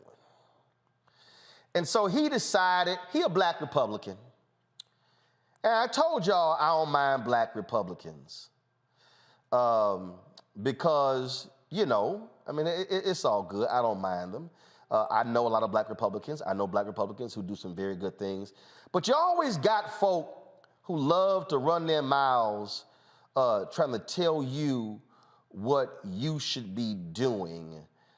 So check this here out. This brother posted this tweet. And he said, translation, white explanation, BNC didn't spout enough white supremacist rhetoric to attract Agent Orange MAGA crowd and the companies that support that bullshit. For reference, see CNN, MSNBC. So the black Republican responded this way, John Burnett. This is what he said. He said, your mentality is the reason why BNC and Roland aren't on air now. This is what he said, Julian Avis in Amakongo. He said, we need to talk about real black empowerment, business ownership, diverse education, option outside of public schools, financial literacy, and investment, not just race 24/7. Now, y'all, it was a Sunday, and I was trying to rest and relax. But you know I can't have stuck-on stupid fools just sit here and just say dumb stuff. So I just then had to unleash on this whole fool, because I had to break it down to him. I said, it's interesting. You first of all said I'm no longer on the air. I said I've been on the air for 3.5 years. 5 days a week, live. I said, it's interesting that we launched Black Star Network in September 2021, and we launched 4 new shows in February. I said, it's interesting that you said that we should be focused on business, black businesses, when you literally are ridiculing a black business? I said, I find it interesting that you say that we should be, as black folks, focused on financial literacy when we launched Deborah Owens' show, Wealthy You. I said, I find it interesting that you said that we should be focusing on options outside of public school when my wife and I co-founded School Choice is the Black Choice. We have a segment called Education Matters every single Friday. I say it is interesting. You say you should be focused on business empowerment when we have a marketplace segment every single Tuesday called Marketplace. We feature black-owned businesses. I said, I find it interesting. You say we should be focused on black empowerment in business when every Wednesday we have a segment called Tech Talk, when we focus on black folks in tech. I said, so literally everything that you say we should be doing as black people, we're actually doing. Oh, but when you said I'm no longer on the air, what you were really saying is that white validation part, you ain't got one of those networks. I said, brother, you can pull the app on your TV. That still means we're on the air. On the air has changed. See, y'all, some of y'all tweet me and they say, well, man, you ain't got to say nothing. No. Sometimes you got to let folk know that you're still building because the haters are always coming after you. That's also in Nehemiah 4. The haters were telling them, y'all can't rebuild the wall. Now, mind y'all, if you keep reading Nehemiah 4, after they show progress, that's when the haters say, oh, we got to stop them from building. Why am I saying that? Because you're going to have some haters who are trying to stop you from building. Whether you're trying to build your business, whether you're trying to build your organization, whether you're trying to build your department in college, you're going to have some haters. And let me be real clear, you're going to have some haters who look like you. You're going to have some haters who call themselves black power, but they are actually evil. You're going to find some folks who use the same language as the oppressor against you, but then claiming they riding with you. But just so y'all understand what happens when you are able to look your haters in the eye and show them that you really don't care what they think. I wanted to bring on someone because I wanted to ask her a couple of questions about what this whole issue in terms of, because, you know, HBCU students also go through this, where they deal with, you know, haters, folks who say, you know, you don't really go to a real school and stuff like that. So Sydney Ross is a student at North Carolina A&T, and I'm rocking A&T's stuff today. And so, Sydney, have you ever heard that people who question you going to a HBCU, who question why you should go into a white school, saying that if you went to a PWI versus A&T, you probably have a better shot at a real good job? Yes, most definitely. I remember back in high school, like on the last day of our senior year, we had this, what they call, like, all the seniors come in and they're dressed in their college attire or college paraphernalia. And I remember wearing this A&T baseball cap and an A&T t-shirt. And one of the teachers at my high school saying, okay, so don't be surprised when you come back here during fall break and you tell me that you've dropped out of school. And it was kind of like disheartening because, for one, you're basically like disvaluing my education.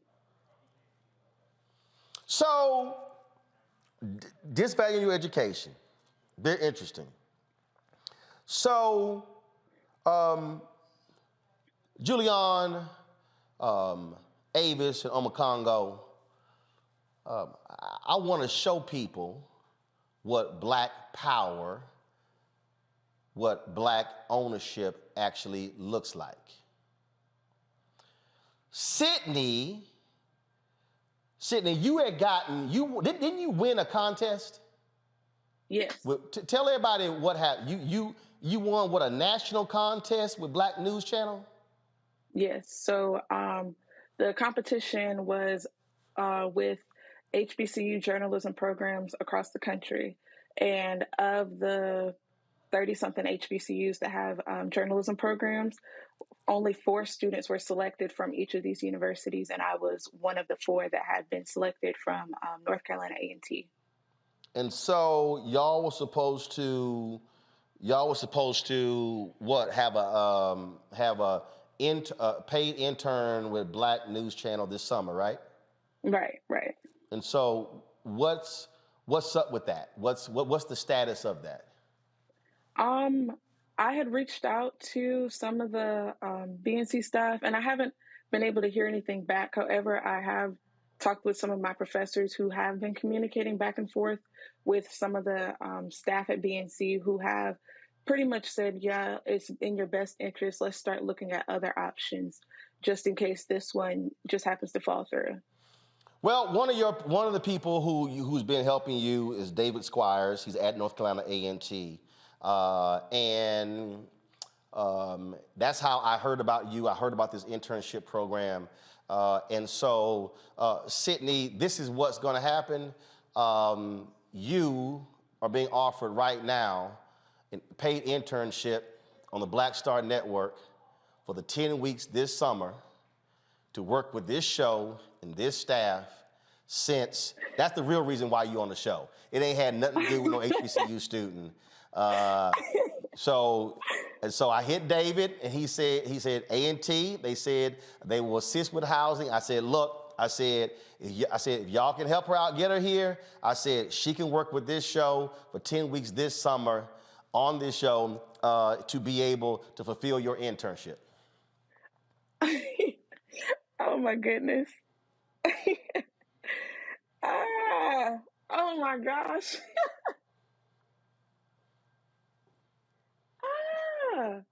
Thank you so much. So he hit me this weekend, and he sent me your resume. He told me you're a multimedia broadcast student, and he told me about the internship. And I said, all right, not a problem. I said we don't have, we ain't like we get a dorm or anything. I said, I don't know if she has family or friends here. He said, hey, we're gonna help her with the housing. I said, you get her here, she'll have a 10-week paid internship with the Black Star Network.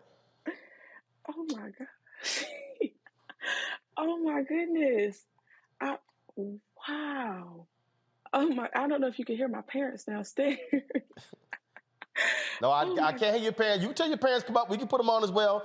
Okay. But I need everybody watching to understand this doesn't happen if you don't own. This doesn't happen if you're not in business. And so when David reached out, I served on the board of NABJ with David back when I was a national student representative. So we go back to 1989. And so when he told me that, I said, hey, we can make this thing happen. And so we are happy to do so. I've already called your chancellor, my frat brother, Chancellor Martin, Harold Martin. I told him, I made him aware of this last night, as well as Congresswoman Alma Adams, that we were doing this. So everybody kept the secret. So yeah, so what, that's your mama? Yeah, it's my mom. My dad are coming around. Let me see. So Mama and Daddy Ross, your daughter has an internship at this show this summer. Thank you so much. Absolutely. Well, look, we are happy to make it happen.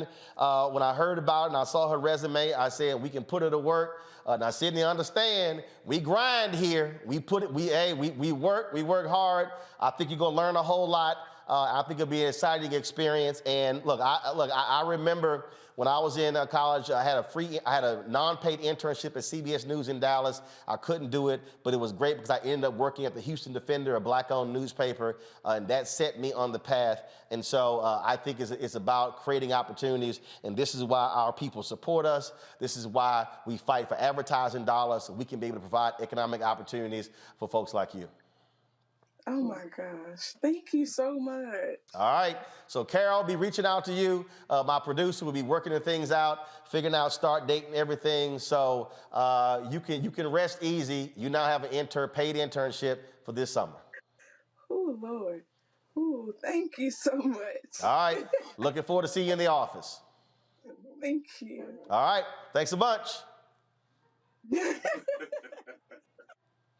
Y'all take care. Bye-bye. Julian, this is why I keep telling people. This is what Black ownership means. And Roland, I will reach out to you. I'm in and out of DC. When I come back this summer, I would like to take the young lady to lunch and just get an opportunity to get to know her. As you know, I used to be the president of the low school across the street.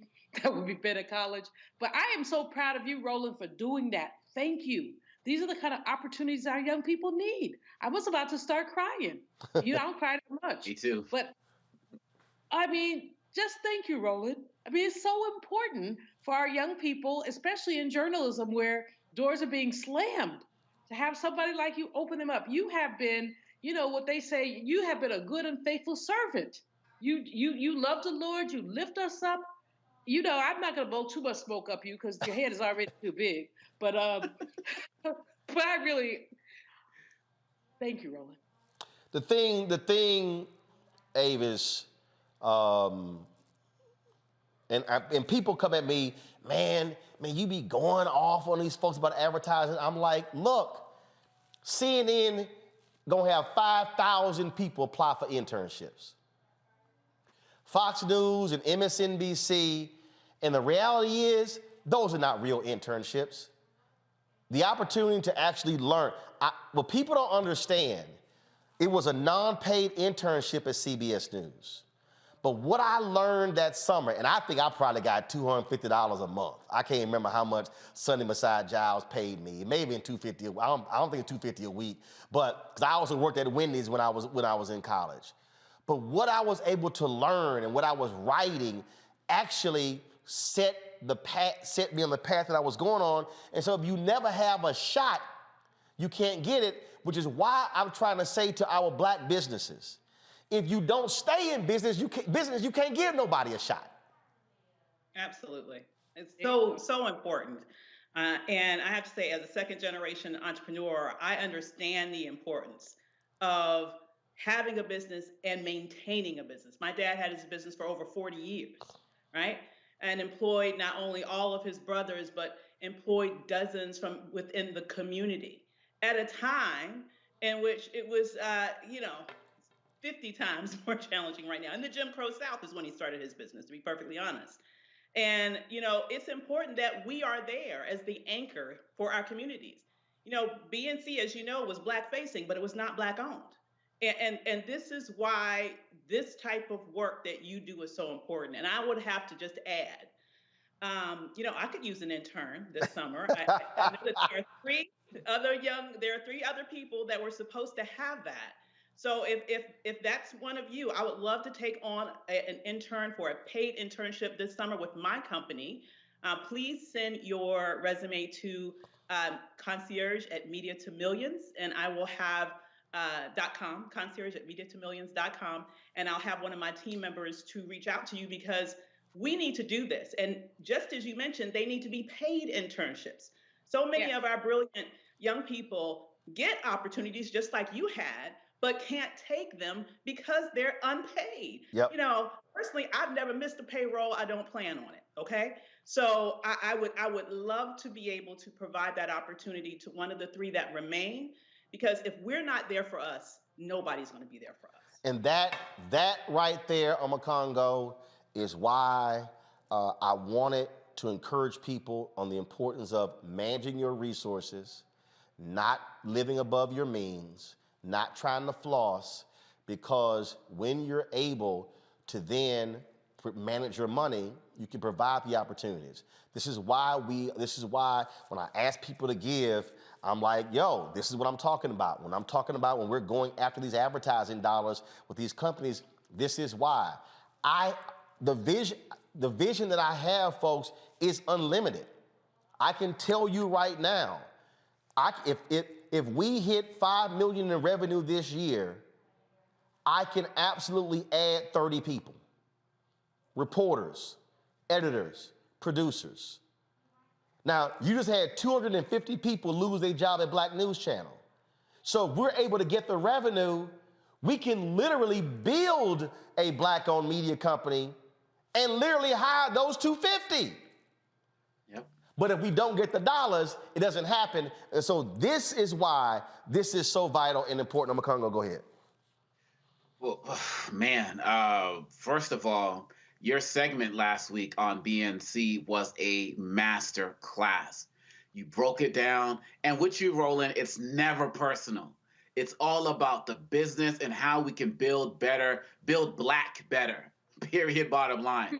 And everybody needs to see that. It's only 50 minutes, and I'll be sharing that as well. So that's number one. Number two, if any of those interns do have some social media skills, I could talking about a social media manager. I would love to talk to one of them.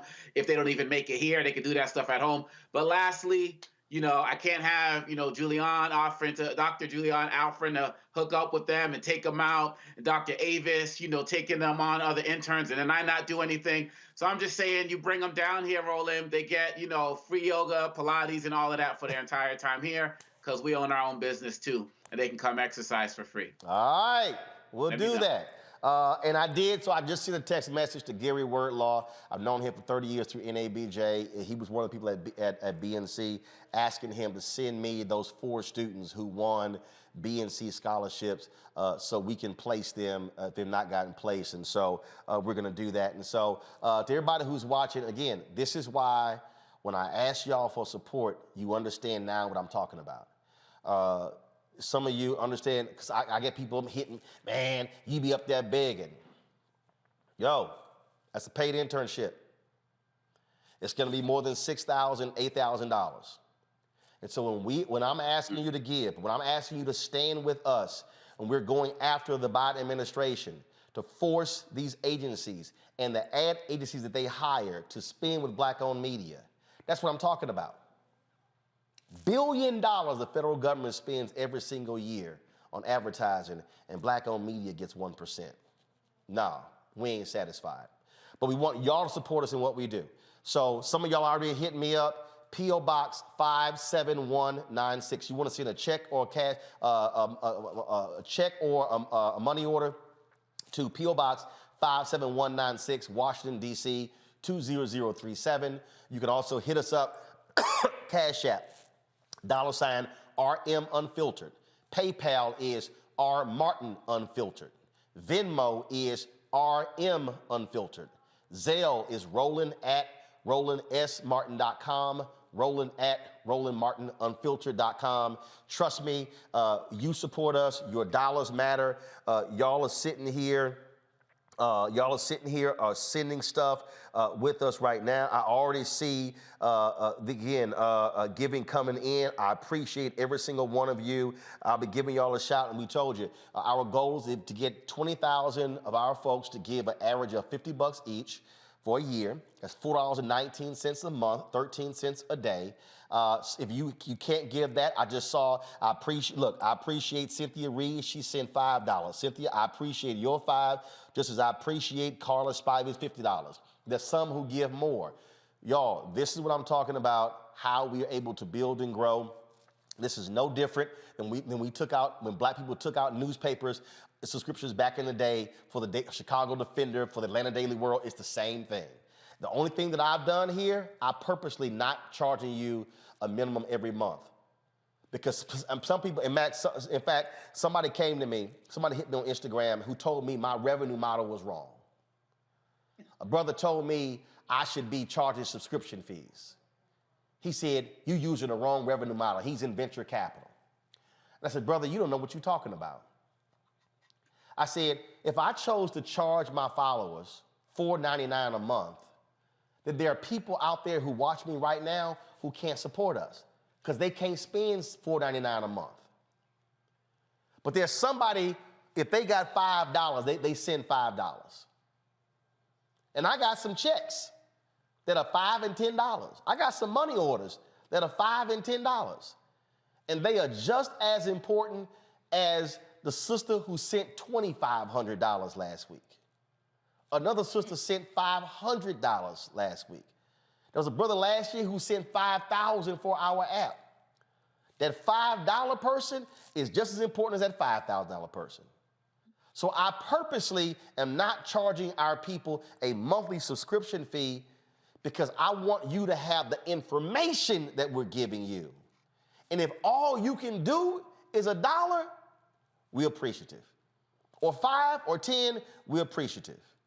And you can do more, we appreciate that as well. And so I do this because I want y'all to see what we're doing. Because you are seeing how we're changing the game. You're seeing how we are impacting somebody's future by creating opportunities and creating the next generation of journalists. I want there to be 5,000 Roland Martins. But it ain't gonna happen if we don't train them, equip them, teach them, and then release them out into this world. So I gotta go to a break. We're gonna come back with our Fit, Live, Win segment. Also, some breaking news. Will Smith has apologized. I'll show you that next on Roland Martin Unfiltered on the Black Star Network.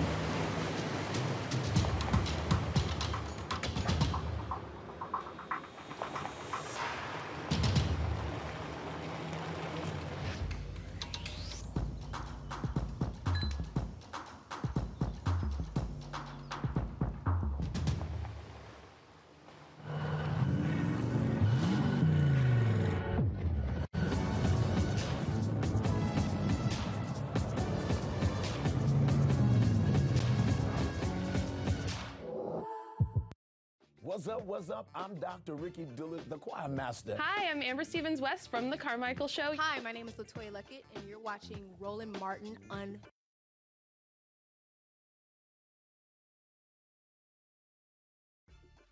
Breaking news here, actor Will Smith has apologized to Chris Rock for what took place last night at the Academy Awards. This is what he posted 38 minutes ago on his Instagram page. Go to my computer, please. Violence in all its forms is poisonous and destructive. My behavior at last night's Academy Awards was unacceptable and inexcusable. Jokes at my expense are a part of the job, but a joke about Jada's medical condition was too much for me to bear, and I reacted emotionally. I would like to publicly apologize to you, Chris. I was out of line and I was wrong. I am embarrassed and my actions were not indicative of the man I want to be. There's no place for violence in a world of love and kindness. I would also like to apologize to the Academy, the producers of the show, all the attendees, and everyone watching around the world. I would like to apologize to the Williams family and my King Richard family. I deeply regret that my behavior has stained what has been an otherwise gorgeous journey for all of us. I am a work in progress. Sincerely, Will. Congo, your thoughts? This is why as I said before, this is why I love Will and Jada. Class act, class personified. And this is how men handle situations. And I'm just so happy that that happened. And I think Chris Rock should come out and apologize as well, because I believe that when you target the alopecia part of it, that was over the top. But yes, Will Smith just shows why I've been so in love with what they've done for over 30 years. Davis? Yes, that was a very well done apology. And I appreciate that, because we have all heard apologies that weren't really apologies, right? So I do appreciate the fact that he, as a man, took responsibilities for his actions, but also explained, hey, I was emotional because my wife was attacked because of her medical condition, as many of us assumed. And so I too am hoping here that Chris Rock steps up to the plate and reciprocates so that the two of them can not only mend this publicly, but hopefully they can mend it privately and move forward from there. Julian? It was very classy. It was classic Will Smith, actually. I'm very happy and very heartened to hear it. I heard what Obakongo said in the previous segment about this being painful. And it really is painful for Black America to see two of our best and brightest brawling on a stage. So I'm just happy for that. I'm happy that he mentioned the Williams family, and Venus and Serena are two of the most peaceful people I know. And so to loop them in there, I think is really good. What I would like to see out of this, though, Roland, is that these two Black men could have a conversation about Black women, about who we are, and why Chris Rock is so misogynistic, why perhaps also Will, I think we all talked about how he reacted on behalf of his wife. I need to hear more brothers. You know, we have all this stuff for Black men, and we also have all this stuff for Black women, but I think we need to be much more intersectional. So I'd like to see them lead a conversation, maybe that you moderated, talking about Black women and about many ways that, as Avis said earlier, we're the mules. We're at the bottom of the totem pole. Why? And what are our brothers prepared to do to lift us up? Give me 1 second, because it looks like Chris Rock has issued an apology. Give me 1 second.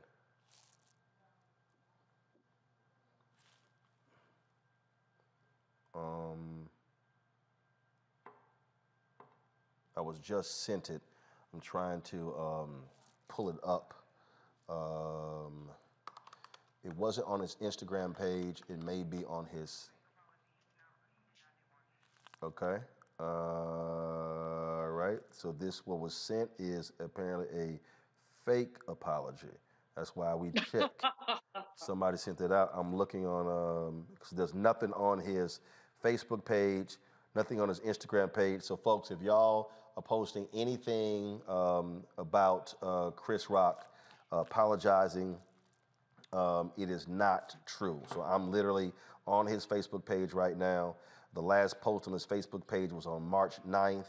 And then nothing on his Instagram page. So no, there's nothing from Chris Rock apologizing what happened last night. So if y'all are sitting around, don't, because it's not real. It's not real. Got that much class. It's not real. Well, I mean, here's first of all, remember, Will just apologized, so we don't know if Chris is going to issue one. We don't know. We don't know. So if something is real, we'll definitely let y'all know. All right, folks. Fit, Live, Win. We're always talking about dental health. We had a conversation last month. Dr. Johnson is back again from this month. So, Doc, what you got for us this time about our dental health? Good evening. How are you? Great. Good. Shoot. I'm just here, ready to answer any questions that you have. All right. So we talked last time. We were talking about your dental care. We were talking about flossing. We were talking about brushing, all those different things along those lines. For the first question is, when it comes to children, what must we be doing when it comes to our kids and their dental health? Is it once a year? Is it twice a year? Is it once every quarter? How do we deal with their dental health? At the age of 2, we recommend that they're seen twice a year by their dentist to have regular cleanings and checkups. Typically, we won't do any x-rays at that age, but we'd like to see them from 2 on, twice a year. So twice a year. Also, all right. So from parental standpoint, what are we looking for? What must we be doing? Saying what they can and cannot eat, or stuff along those lines when it comes to their again dental health. So as a dentist, we'll look for patterns of, like, if they have early decay. We'll look at their hygiene, what the parent is doing while they're a toddler. So we're instructing them on the correct way to brush their teeth, making sure that they're eating healthy foods.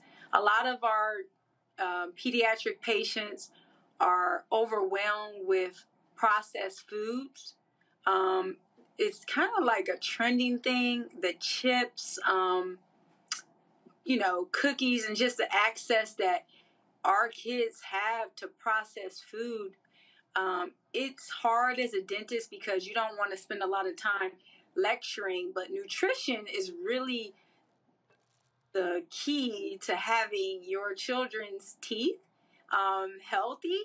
And we got to remember as parents that our mouths are the gateway to our body. So if we're not feeding our kids healthy food, if we're just feeding our kids food for convenience, those types of foods tend to destroy the enamel on their teeth, and then you're going to have early childhood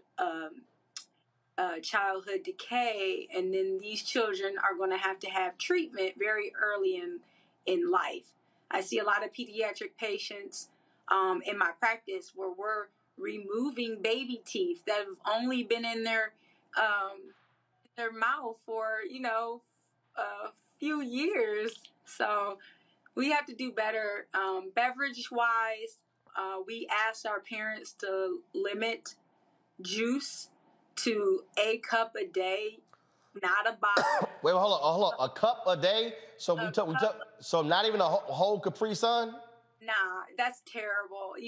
What we're looking at, look at the packaging on some of these beverages, right? And so the consumption for an adult is like 20 to 30 grams of sugar a day. Right. But we're giving our kids that in one beverage. It makes no sense. So, all right. So, let's see here. We got some Congo. You got a question for Doc about dental care. Well, first, Dr. Johnson, whenever you're on, I feel like I try to mumble a little bit because it's like your teeth are so perfect. I'm like, people can't see mine, see yours. You're just amazing in what you do, and we really appreciate that.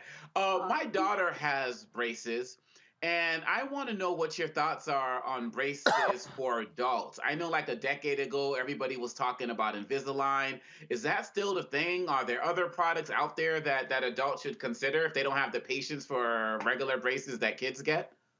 Yeah, so Invisalign would be the alternate to traditional braces. So you're not wearing a bracket, you're wearing more of like a mouth guard, and you're changing those trays on every 2 weeks, and you're able to still floss your teeth. You can take them out to eat. So in that way, it's a lot easier than traditional braces. The downside to the Invisalign can be sometimes cost. It's a little more expensive than traditional braces. And then also people tend to not be as compliant where they don't have a choice to wear the traditional brace because they're glued to their teeth. Sometimes we have patients that won't wear the trays, so they don't. Yeah. So Well, I'll say this here. Invisalign is great. I did it. You're absolutely right. You got to be very responsive. I was at the Alamo Bowl, and I'd actually taken the Invisalign out to eat, and I put them in my. I didn't have my tray. I put them in the napkin on my tray. Then, of course, took the tray away, put it in the trash. I was like, oh, damn. Oh. So I had to call my dentist in Chicago, like, Doc, I need a new tray. So it actually happened a couple of times, but they actually, I much prefer them than those metal damn braces that were on all the time. So yes, I definitely endorse Invisalign. Avis. Hi, Doc. So to me, one of the things that, once again, with adults as well in dental care, one of the things oftentimes we think about is how can we best whiten our teeth? And there are a lot of different products out there that you can use at home. But, I often wonder how safe they really are for our enamel, right, and for our teeth. And so do you have any suggestions about teeth whitening at home, or does it just make sense to go to a professional like you if you're interested in getting some whitening done for you? You mean like people say the charcoal, brush your teeth with charcoal and all that kind of stuff? Yeah. Go ahead, Doc. So I have the first part of the question. I have a lot of patients who can't really afford to come in. Our whitening that we do in the office is probably expensive compared to some of the over-the-counters. So those are typically safe. I can't recommend those type of products because as a professional, and we're not applying it and we're not teaching them how to use it, but some of them work well. Hydrogen peroxide is usually the component that will whiten your teeth. So if you're buying something over the counter, you would want to look for more of like a hydrogen peroxide base. The higher concentration whitenings you're only going to be able to get prescriptions for, and that would be when you go to see your dentist. So we do like Zoom whitening in our office. You won't be able to purchase that over the counter. Home remedies, as far as just whitening your teeth on your own, it takes a longer time, but you could pretty much use baking soda, peroxide. I have not experimented with the charcoal, so I can't recommend that. I personally don't see me putting charcoal in my mouth, so that's not happening. I'm just not doing it. So I think the way that we maintain our teeth also affects the whiteness. Sometimes people overbrush their teeth and they don't realize that they're causing the enamel to be thin, and it will make your teeth appear darker. Enamel is the white part of your teeth. When you brush too heavily, your teeth are going to appear yellow because now the dentin is being exposed. The other thing that I notice is people don't brush their teeth well. There's usually buildup and things and stain on their teeth, and so their teeth appear darker, and they really just need to get their teeth professionally cleaned. Also, you notice those dark fillings that people have in their teeth. That will make your teeth appear gray and dark. You can get those removed to make your teeth appear whiter. So I have a lot of patients, I just tell them use baking soda and, peroxide, and you can whiten your teeth naturally on your own. Improve your hygiene. Watch what you're eating and drinking. Our diet over time stains our teeth. So if you're drinking coffee every day, if you're drinking tea every day, cut back on those things and you'll notice that your teeth will look whiter. All right. Now, if you're drinking tea, let's say Snapple, do you drink it out of the bottle or with a straw? Well, if you're using a straw, typically you're bypassing your teeth, right? Versus like drinking it, you're bathing your teeth each time. So there's like this thing with the patients who still drink coffee. They'll like use one of those hard plastic straws to bypass their teeth, so they don't have to whiten their teeth as often. Okay. All right. Got it. Julian, you last. Yes. First of all, Doc, you are perfect advertisement for your occupation. Thank you. Really white teeth, your really big smile. I just love it. We ain't even going to show her hardcore fitness videos. I'm not ever going to stand by you because, hey, you got it going on. I was laughing at you and Roland because, Roland, I had more Invisalign adventures than you did. To the point of one time having someone go in the garbage can to try to find my tray. At which point I said, you know what? Forget it. This just ain't happening. But Doc, I want to ask you about mouthwash. Should we be using it? How often should we be using it? Is it just to get us rid of bad breath, or is there a reason why we should use mouthwash if we don't have bad breath? Okay, so there's several types of mouthwash I personally do not recommend. I don't recommend mouthwashes with alcohol in them because they tend to dry your mouth out. So the Listerine, I don't recommend unless it's alcohol free. My favorite mouthwash has a xylitol product in it. I believe Spry is the maker of it, but it naturally builds the enamel in your teeth. So I do believe you should be using mouthwash. And in this sequence, I feel like you should brush your teeth using soft circles, okay? I feel like you should floss and then rinse with mouthwash because that helps to eliminate plaque and bacteria and the germs with these mouthwashes. So it's like kind of the wash away, right?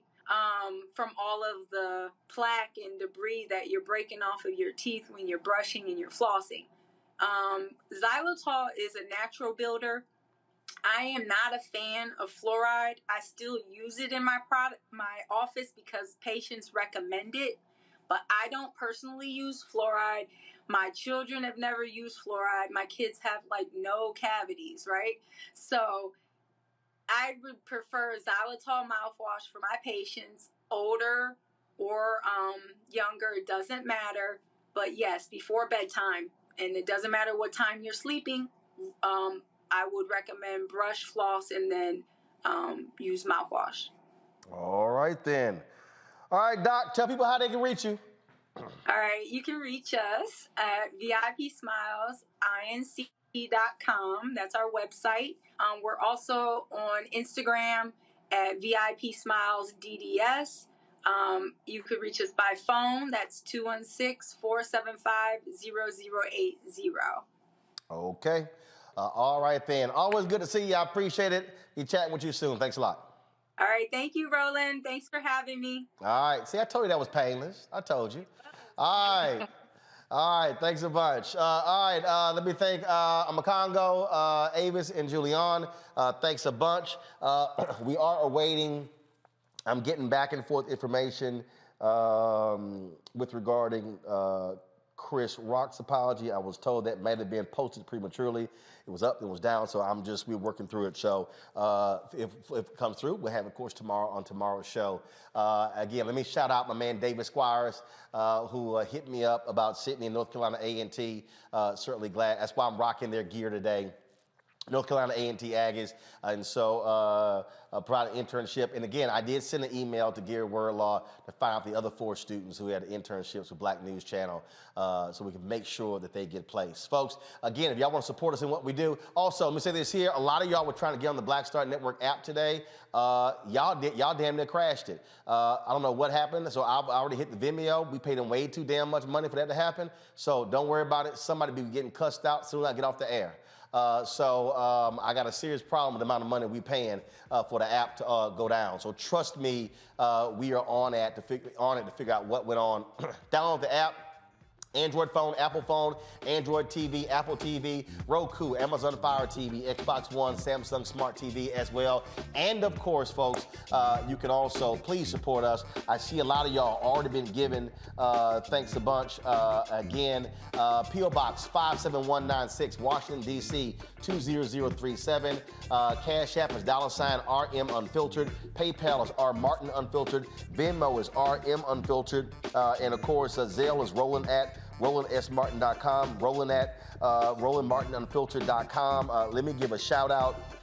Let me do this here, folks, to Harold Brooks. Harold, thank you so very much. Dexter Adams, thanks a bunch. Lori Jackson, James, let me see, Maria C. Krios, Priscilla Smith, Terry Brooks, Eldred Hightower, Tanya Donaldson, Don Williams, Varda Pleasant, Indami, Lakeisha, Jarek, Philip Gant, Graylin Brannon, Aaron Brock, Anthony Mosley, Joseph Margolis, Barbara Welch, Phyllis Bell, Chappella, Lazandra, Damon A. Morgan, Mark Brooks, Sherry, Byron Wyatt, Colette, Dorian Hilton, Victoria Kajini, Robert Bradley, Charles Berry, Krista Burnett, Pink Me Up, Anthony Stevenson, JoJo, Samoto Dabney, Michael Johnson, Addie Wilson, Carla Spivey, Cynthia Reed, DKP24, D. Henderson, Christopher McCoy, Karen Drew, Joan Warren, Clifton Hubbard, Jacqueline Crawford, Cheryl Bass, Sophia Newton, Let's see here. I'm going through here. Helen Evans. We also have, let's see here, Joan Cox. Let me go back to the top.